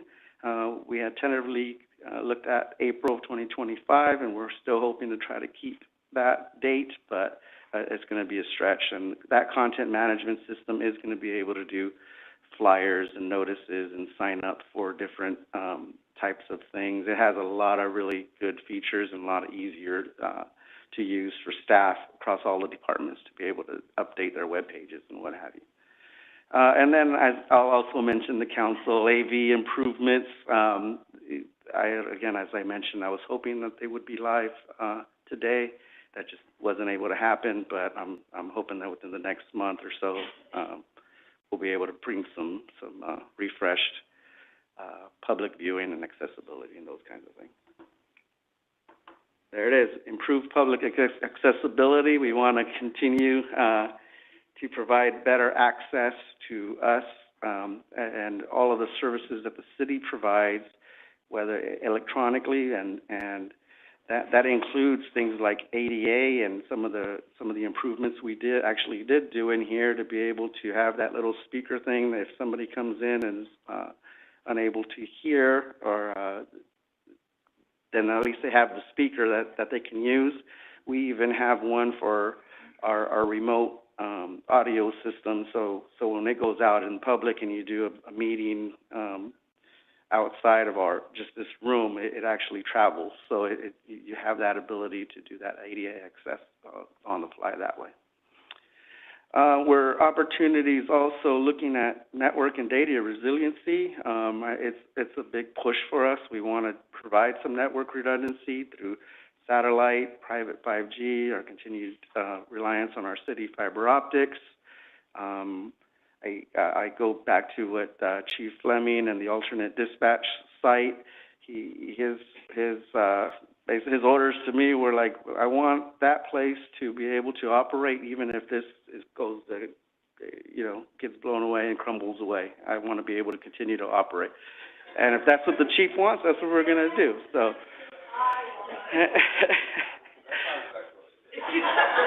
That's what I got.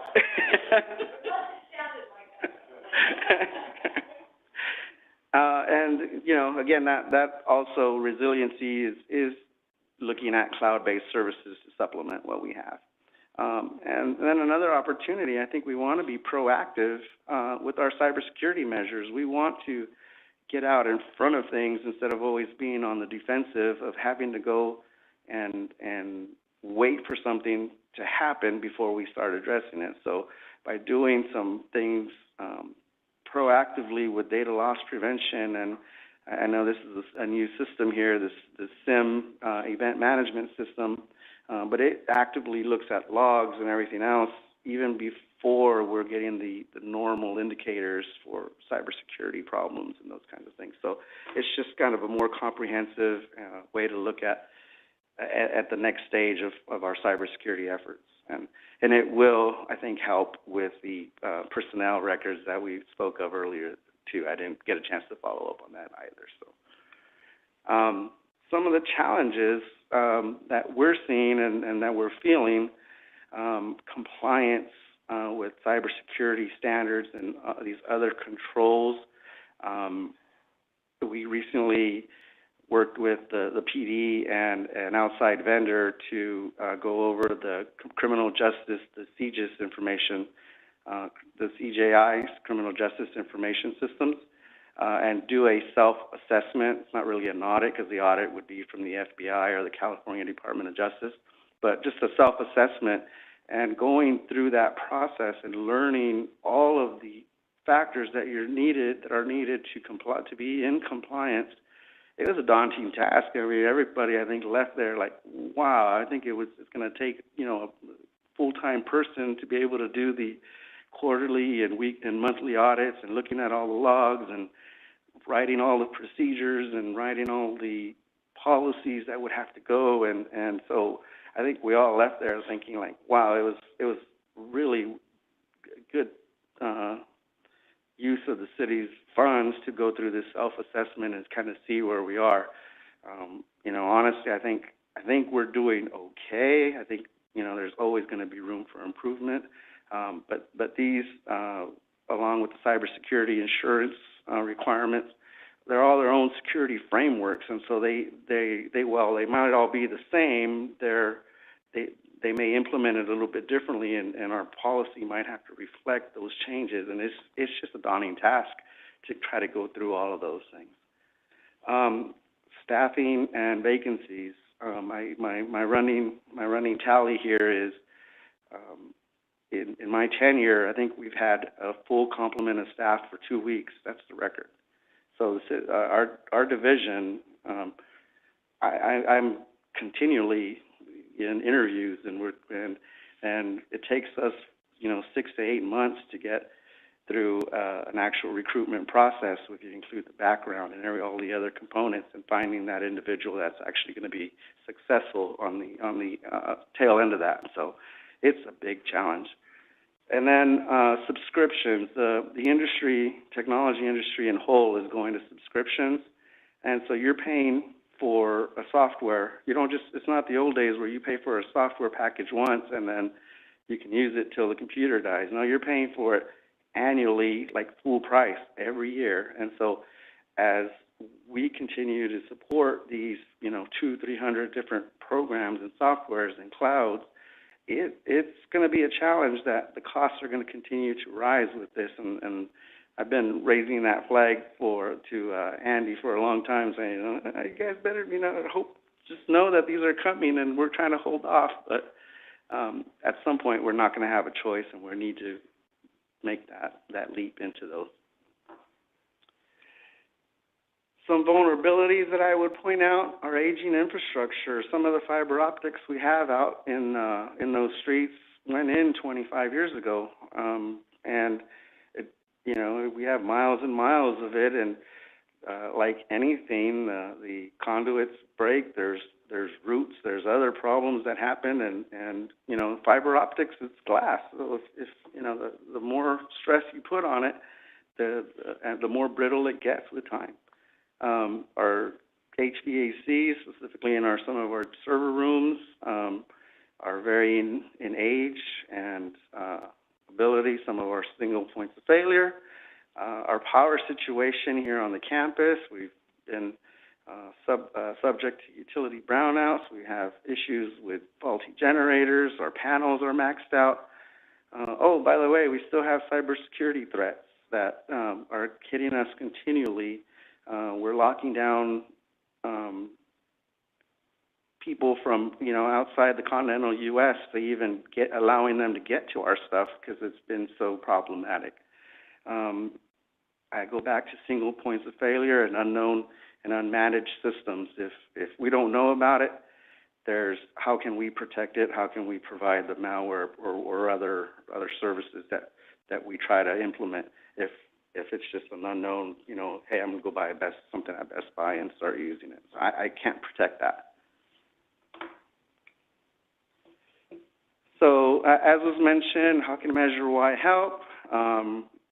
So as a division, IT is an internal service, so our charges are spread out to all the other departments. So I don't know how specifically Measure Y would affect us or not, but artificial intelligence, as Brianna mentioned, is a big thing. There's Microsoft Copilot, which just recently became available, but it's a subscription, so that's going to be a cost. OpenAI for government is another one, and as also mentioned, Madison. We really want to look at improving facilities, whether it be new redundant air conditioners for our server rooms, larger panels on distributed and different feeds, because everything coming in off of one electrical box from PG&E is subject to just that being that single point of failure again.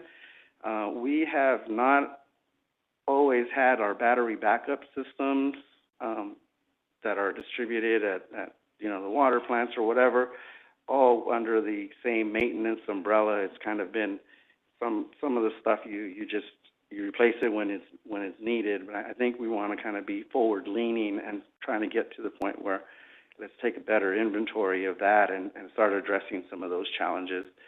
And then finally, we love our home over in our leased building, but it would be so nice to have to be back on the campus in a permanent, maybe hopefully new home. So that's a challenge as well, or how it might help. We want to continue to do technology systems refresh, and I mentioned CRM and code enforcement. That system, just as an example, has been in operation probably for 15 years. The mobile app itself has had some ADA challenges over the years that we've just been crying wolf and whatever to the vendor to try to address, and we're on their time and when they feel like doing it. And so it's some of the newer systems today integrate a lot better with some of the new tools, and there's just some added value if we were to look at something in the future. We want to continue to look at system audits and similar to that assessment that we did for that CGIS, and, you know, succession planning and additional personnel. You know, our network and communications team, there's 6 people. Our enterprise apps team, 7. And then, you know, myself and the administrative aide make up the central IT. So just as giving you an example of that. So some proposed staffing over the 5 years. I actually did go out 5 years. I would, from again, we're an internal service, so I do have in there 7 new positions and 1 overfill over these 5 years. 2 IT managers, that would be to kind of help build that team and that structure so that we have the frontline supervisor and a manager, and I won't get caught, you know, similar to what Jay is having to experience here, losing both of his people at once. We would be in a world of hurt if I lost my 2 supervisors right now. I'd have to say, sorry, Andy, I can't do this. GIS, we also are looking to add an IT specialist. Again, that's following up on the public utilities. IT positions is one and the same. And then we want to add an IT technician in PD and can continue to build that team out. There's 2 over there right now. They are very much impacted, and having a hands-on technician to help support them in this next year would be immense, would be invaluable.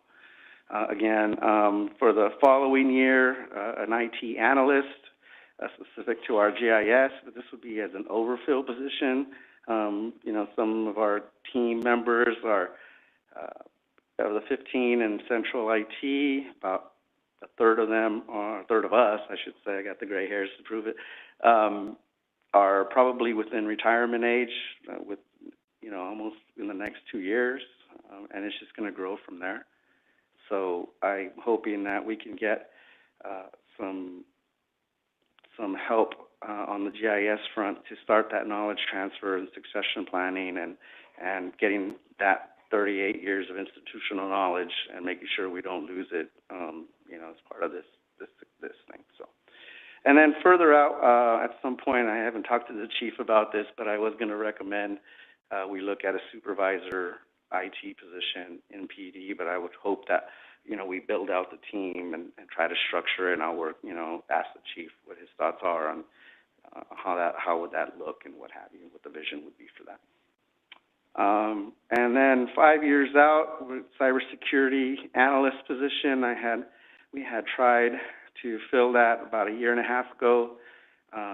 Went out three times recruitment-wise, and were just unsuccessful. So we ended up taking a different approach and bringing in some specialists in lower-level positions to just supplement the current team and help build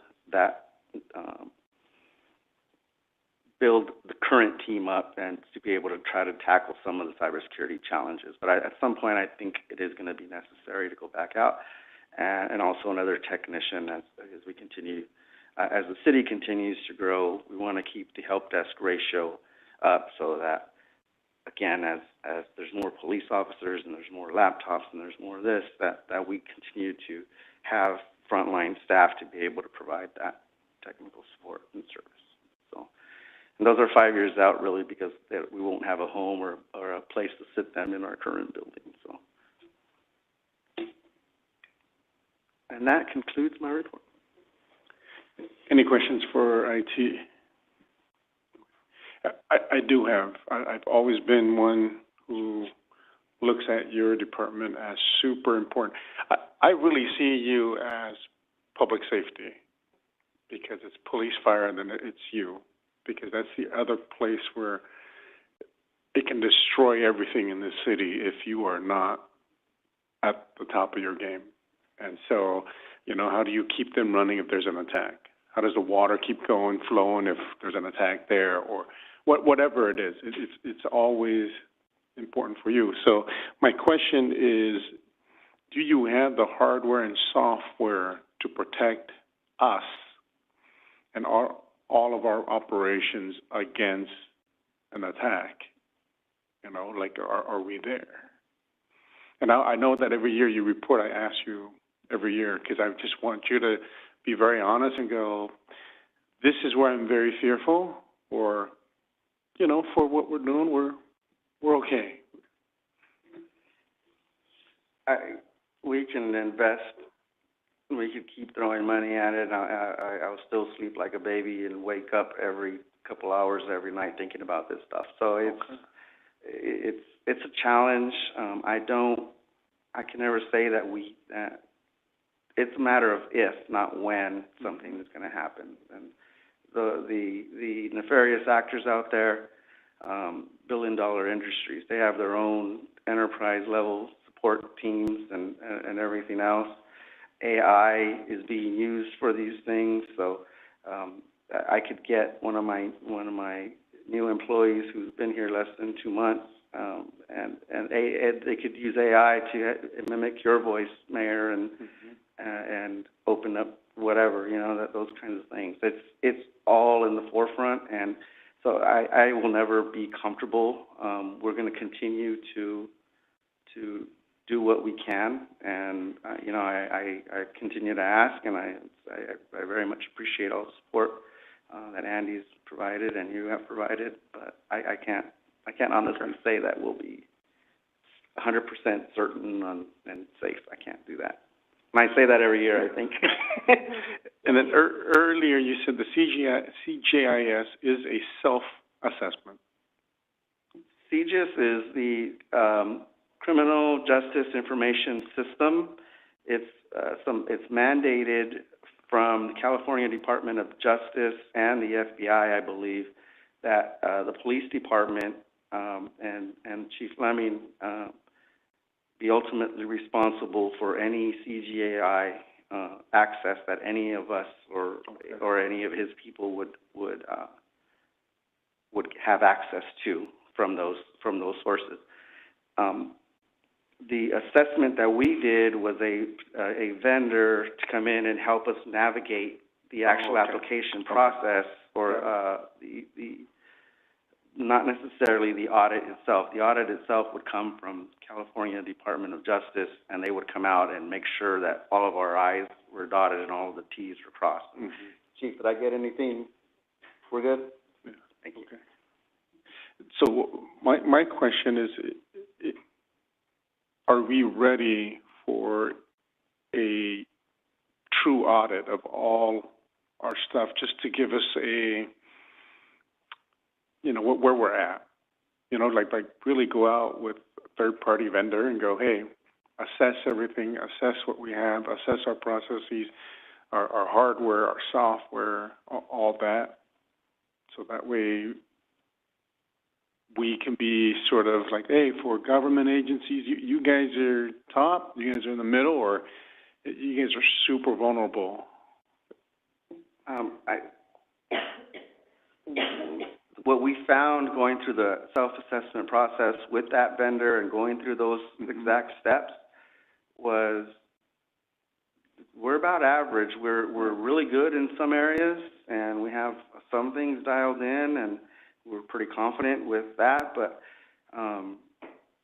you know, documentation-wise, maybe the policies for certain components of how the technology works or whatever, and the disaster recovery and creating, like, exact procedures so that if, you know, Paul came, you know, and we were gone for some reason, and Paul would be able to have the exact procedure to work through a technology move of whatever server, and those kinds of things were not there, and frankly, I don't know if we want to even get there, you know, if that's even the most prudent thing to do. Okay.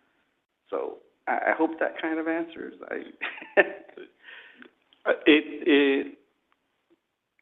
If you're satisfied with the self-assessment, then I trust your judgment. That's why we do it a lot in the hospital.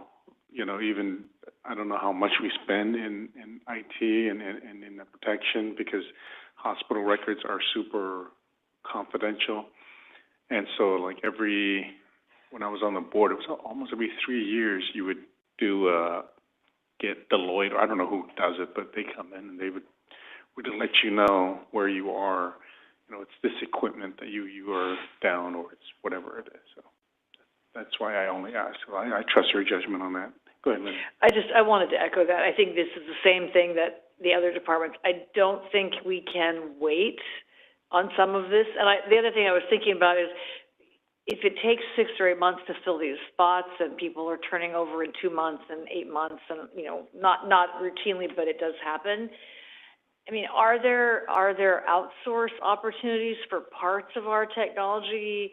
Maybe somebody really specialized, or I'm not sure, but I guess I want to second what Vaughn said. I think this city is really a technology enterprise, with humans that show up every now and then. No, I'm kidding. But I mean, it's really a technology enterprise. Everything is based on technology. So I do think, again, we've waited a long time. I think what I've learned tonight is we're in an amazing place with some of our things that are sort of,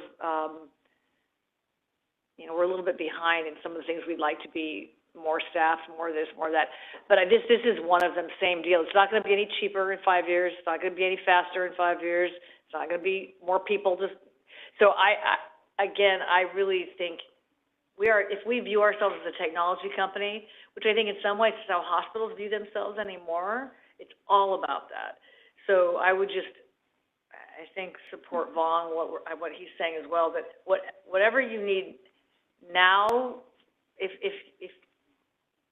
3 positions and not 2 or whatever that was, I just think we would be better served by that. Because when you describe the volume of work with a team that's so small, it is kind of shocking. So hats off to you. Thank you for that. I promise to never have you make me a paper copy of anything again, as long as I live. I feel really bad about that right now. But I do think that all the departments rely on the technology that you all support. And if that doesn't work, you know, I guess I want to really reinforce what Vaughn said. So be less conservative about what you need. Find outside experts. If there's somebody who could audit and tell us what's the best practice in government technology, it's probably us. And then what else would it be? So I really want to encourage that. I think Measure Y gives us a chance to have a little more resources than we've had before, but not unlike what you said, you know, that so much of this is public safety. What you do is public safety. Without you, not you, but you and you, you know. But I mean, I think we would all suffer from that. So I also want to just elevate that support for what you can do. We now have an opportunity with some funding. So I think we've been so conservative in this for such a long time by some miracle that we haven't had that attack that will come our way, and we'll pay a ransom, or we'll hope our insurance kicks in, or all that. But I can't overstate that. Yeah. No, I really want to reemphasize that point, Jesse, and to Andy. You know, sorry to the other departments. We promise public safety, but sometimes we don't tell your story well enough. We don't emphasize it enough to see how vulnerable this city is without you being top-notch like our officers. And until we see that, that's the point. That, you know, that's sort of the Achilles heel that will get us. You know, we do need officers outside, but to support them with what you do, I think it's just, how do we tell that story? But how do we make it where, you know, some of us don't understand how, like you say, you can't even sleep at night. That's how important it is. You see, and so that's why I you know, want to emphasize again, you are public safety along with police and fire. But until you also see that and share that and just say that out there, it'll be like, oh, it's IT. You know, they're just the computers. And so that, and it'll only just be that until we also say that, so that way the community knows. Yeah, it's only when we hear an attack and we go, wow, that happened. You know, but you don't get a car with a light on the top, right? Yeah. I know. Chief, can you get him a car with a light? Something. Okay. Andy, you're up. All right, I'm going to wrap us up, and I will say about IT, in my time working with Jesse and his team, those vulnerabilities have happened to us, and those investments have been critical. We've made a lot of progress in the last few years, but we need to continue making that progress. So I'm going to wrap us up going over City Council, City Attorney, City Manager, and I consolidated those into one slide. I just wanted to highlight a little bit of what the City Council Attorney Manager's Office does. Between myself, Paul, and Scott, those are the last three people that haven't been represented to you through these sessions, so that is the team. And we do outreach, but we really rely on all the departments to do this work. Like, we don't do it. Whether it's Chad's team or someone in public utilities or what have you, everyone pitches in, and I'm really proud, honored to serve and lead the department heads. We have a great team. I would work for any of them, and leading them through this opportunity is a tremendous experience to see them coming together on how to implement Measure Y, as well as address other issues that may not be Measure Y issues, but address other issues. So the City Council Attorney Manager Office do outreach through community events, statewide engagement like the League of Cities and policy groups, as well as regional efforts. We help staff or lead commissions, such as the Youth Commission or the Citizens Advisory Committees that come along. We also do neighborhood preservation. This is a critical one. So we have a fund in the city manager budget that has $75,000 sitting there to help take care of critical neighborhood preservation issues, a board up, a cleanup, illegal dumping. The code enforcement team comes to us and says, we need a resource. We have it right here. It's a revolving fund, and we also manage the appeal hearing process. So as PD and the code enforcement team ramp up, hopefully through Measure Y, there's going to be more demand on that function. I just wanted to highlight that.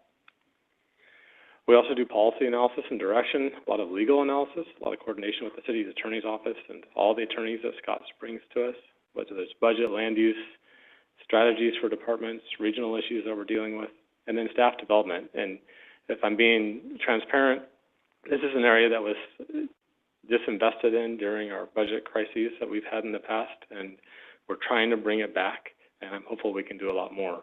Succession planning, you've heard a lot about that, developing teams, and then making sure our employees are appreciated. We have had the same budget for our employee appreciation banquet for about 15 years. It's getting a little tight, but things that we can do to appreciate our employees. So a few needs. This is a small shop, but one additional position, or maybe it's a consulting group. We need to look at that on legislative analysis and engagement. You heard a lot about pressure on departments on the legislative front, and maybe it's time for us to learn more about what's coming our way and also maybe get more aggressive in pushing back. And having a team by our side or a person to help us with that would be great. We'd like to increase resources for code enforcement. Right now we're using volunteers to be our code enforcement hearing officers. We are doing almost 4 for every 2 weeks right now, and that is a lot for those volunteers. So bringing in, they have to be outside, third party, can't be a city employee, but bringing in someone and paying them on a contract to be hearing officers on a standing basis would be tremendous. And then, like I said, increase resources for training and staff development, management strategy sessions, general training, development, and employee appreciation would be huge. I think all this can be done within the current budgets that are under control of those line items based on reprioritization, but I'll come back if not. But those are some things we want to focus on. So I gathered the vulnerabilities and challenges that the department's brought to you. They're not all exact, but they're themes. And as your city manager, it's something that I am representing the department heads on this. But how do we manage continued growth? Extreme weather, unstable power grid, water supply concerns, all those things. The densification of land use is causing us challenges.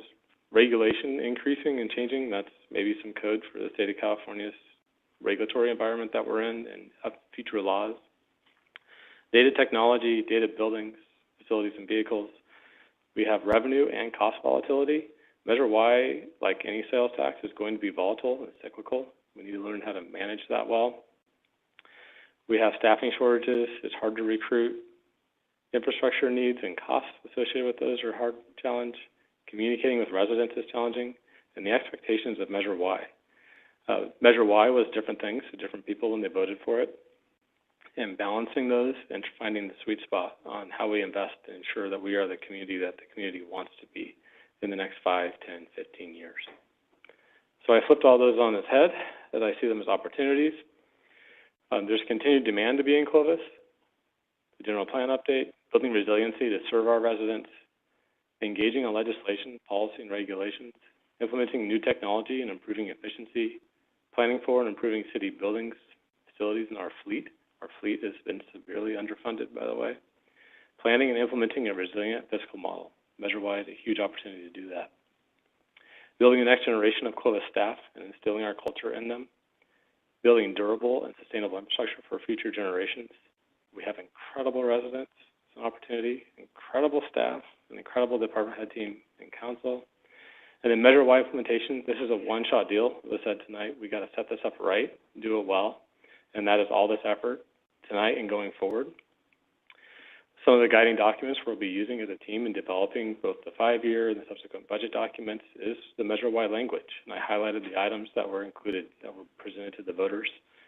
It's a lot of different things, from helping businesses, public safety, addressing homelessness, addressing our streets, youth, parks, and other things. So that is a guiding document for us. The other is our vision and our mission statement. For the sake of time, I'm not going to read it to you. But the one that we really focus in on as a professional team is to set the standard for excellence in defining, delivering, and protecting local governance so that we can achieve the vision that's there.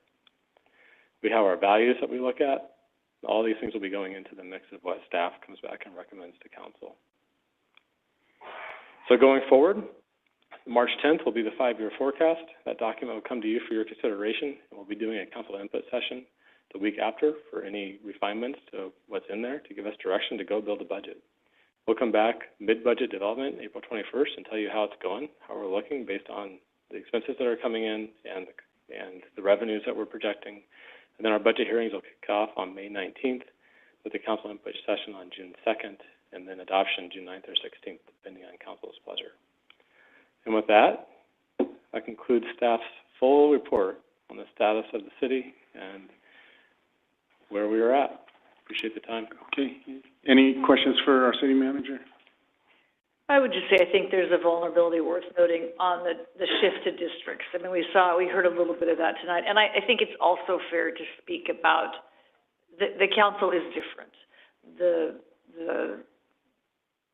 We're different than we were, and I think tonight it's a pretty clear North Star about things that are important. So I just think it's not better or worse different, it's just different. And I think, I'm sure staff experiences it, I've experienced it, I think we all know we're not ever going to have 20-year council members again. So I think that reality about how we're going to lead this city, with all those challenges that you all talked about, I think is a vulnerability is worth, at least for me being on the list. So I'll just leave it at that. But I think districts and the changing nature, we may see more turnover in the council when we go to districts. I mean, I don't know. But I think that day of having 20, 25, 40-year council members are gone, and what that means, I think, is worth adding to your list. Just a thought. But thank you all for your report. Go ahead, man. No, I was just going to say thank you, everybody, for your presentations tonight. I am interested more so in to see what the 5-year forecast looks like. And, you know, we've seen a lot of wants and needs and those kind of things that came in today. But the last time we had a 5-year forecast, it was showing a lot of red coming up in the next few years. So I think a lot of that's going to play on how we go forward with this, too. You know, a Measure Y is a tool that's been gifted to us. And, you know, I don't really know. I think I'm going to look to Jay a lot on that, you know, 5-year forecast to actually explain what we expect that to be once it gets implemented starting in, April of 25? April of this year? April this year. Okay, so April 1st. As it starts going forward. So, you know, a lot of the things that are put in the process as things we want in our first year may not be things that we can actually afford in our first year. So, sorry, Jay, but, yeah, a lot of those questions will probably be coming your way. And then, really, after this is all lined out and as we look at this, I think it's going to be real important for the city manager's office to say these are our absolute priorities going forward that you know, gets presented to council when we start talking about the funds and how that gets dispersed too. So those are my thoughts. Any others? Okay. Andy, with regards to just what your report is, I do want us to, and it could be maybe up here, but review the memberships that we are in. You know, like there's city manager groups and city attorneys they meet and planning and whatever. How valuable are they? Like for us, it's Cal Cities. How valuable is that membership now? Are they advocating for us? And like Lynn has said many times, that money is probably better well spent with an actual, you know, advocate up in Sacramento than, you know, all of us going to our department meetings. And so I think that's a good analysis of looking at this time as well, because we can, it's not a whole lot. I know the memberships aren't, but it is time, and we can probably do something better. I want to echo what Councilmember Ashbeck said with regards to districts. I don't know if you're willing to, but I would love to hear the departments go, I'm afraid of this item when we go to districts. You know, how those 5 council members are going to change how I manage this item. And I think that's important, because until we hear, we don't know. We may speculate, but then if we hear, how do we make it we never do that? Because that's important. We want Clovis, as in the governance, to remain like how it is right now, where regardless of what issue, what project you bring up, we're thinking for Clovis as a whole. And so I think you guys have the ability to go, I'm in charge of these 10 things. Oh, districts might bother this one quite a bit. Districts might hurt this one, affect that one. And until you do, we won't know. You know, like purple pipes, it's never in some district. It'll only be in one. So, but you need to think of it and let us know. So that way we are aware and go, hey, let's keep this citywide. Let's make it where we want that. And actually have us say, yeah, we're committed to that. We want future councils to be committed to that as well. I think we need your help on that. And then with regards to just Measure Y in general, thank you for your willingness and Andy's guidance and direction to paint a very transparent picture of where we're at and where we can go.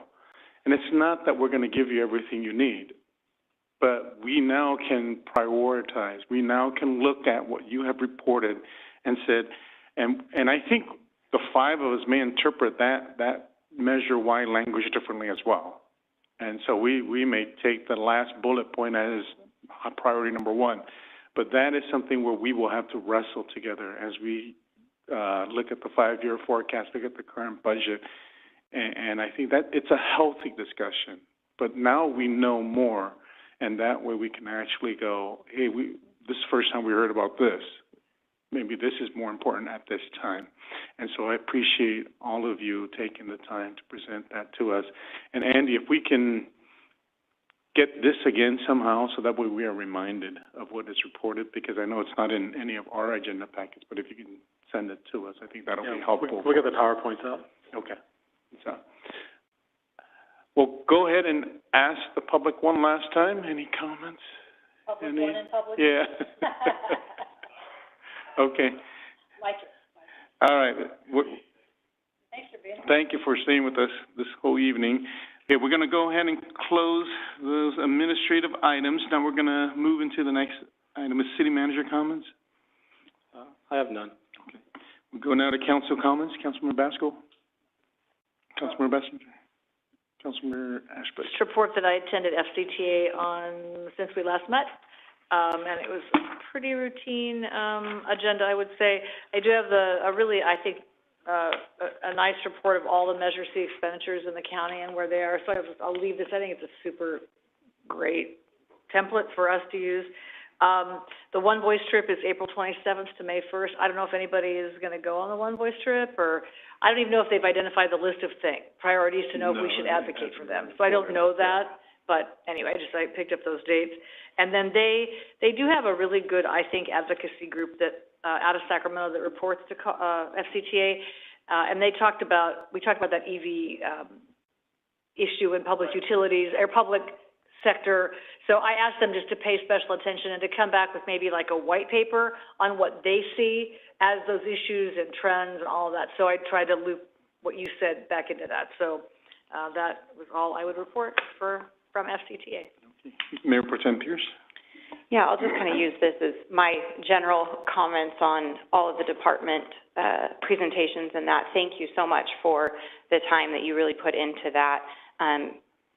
It was incredibly helpful, although it was kind of like the flip of how I felt, and we kind of discussed from last year, where we really felt like we needed to know what the budget was missing when it was presented, you know, what the departments felt they needed, asked for, but didn't get. And so there's a little bit of that, like, holy cow, that's a lot that we really have significant needs for in the city. And so there's a little bit of like trepidation as you look at it, but it's really incredibly helpful, as the mayor said, that transparency of really having a clear picture and understanding of where we truly are and the opportunities we have to address a lot of those things.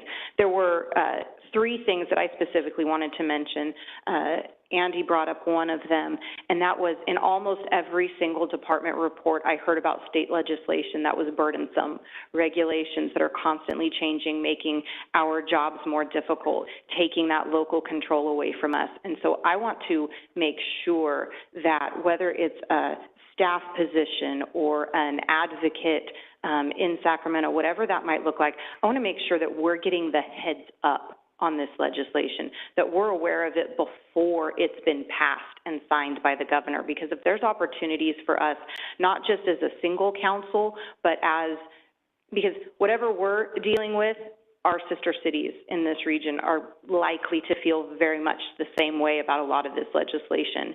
And so I don't know, and I haven't heard from my colleagues or that we've kind of felt like Cal Cities has been the right vehicle for our positions and our feelings.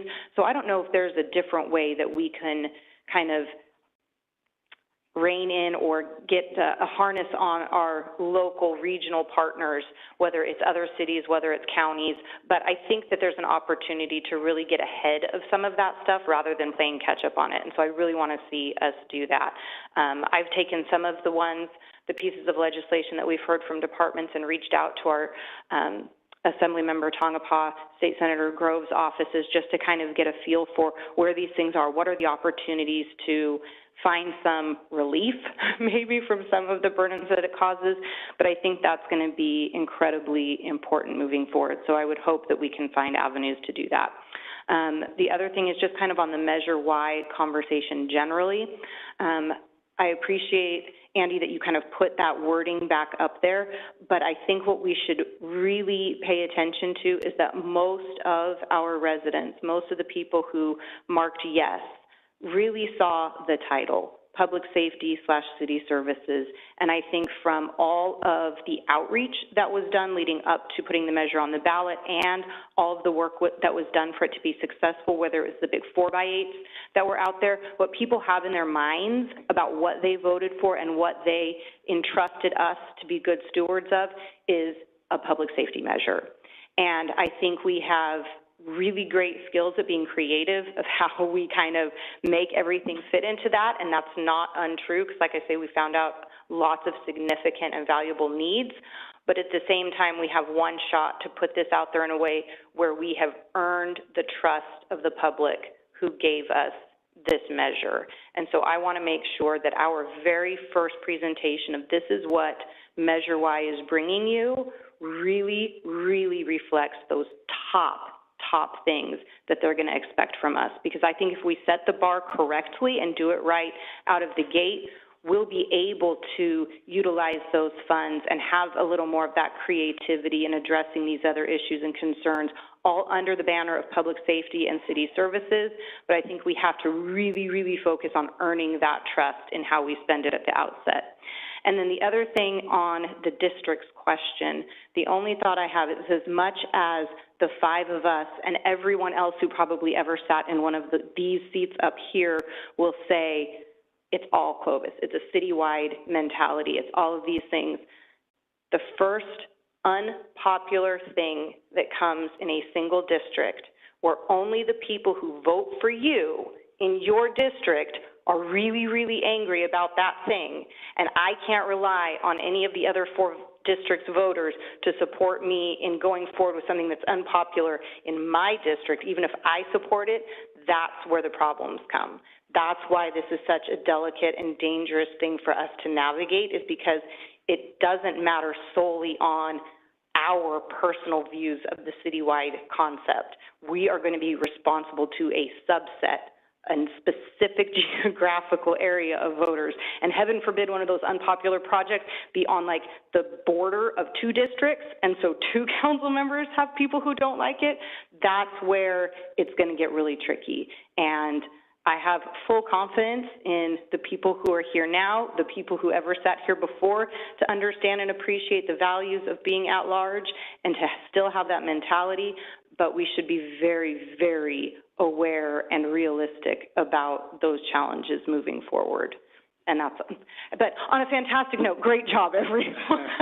I really was impressed. I mean, we do have fantastic staff. You guys do so much with not enough, and what a great place to be and live, and a great opportunity to serve this community. So I do thank you for all that you guys do.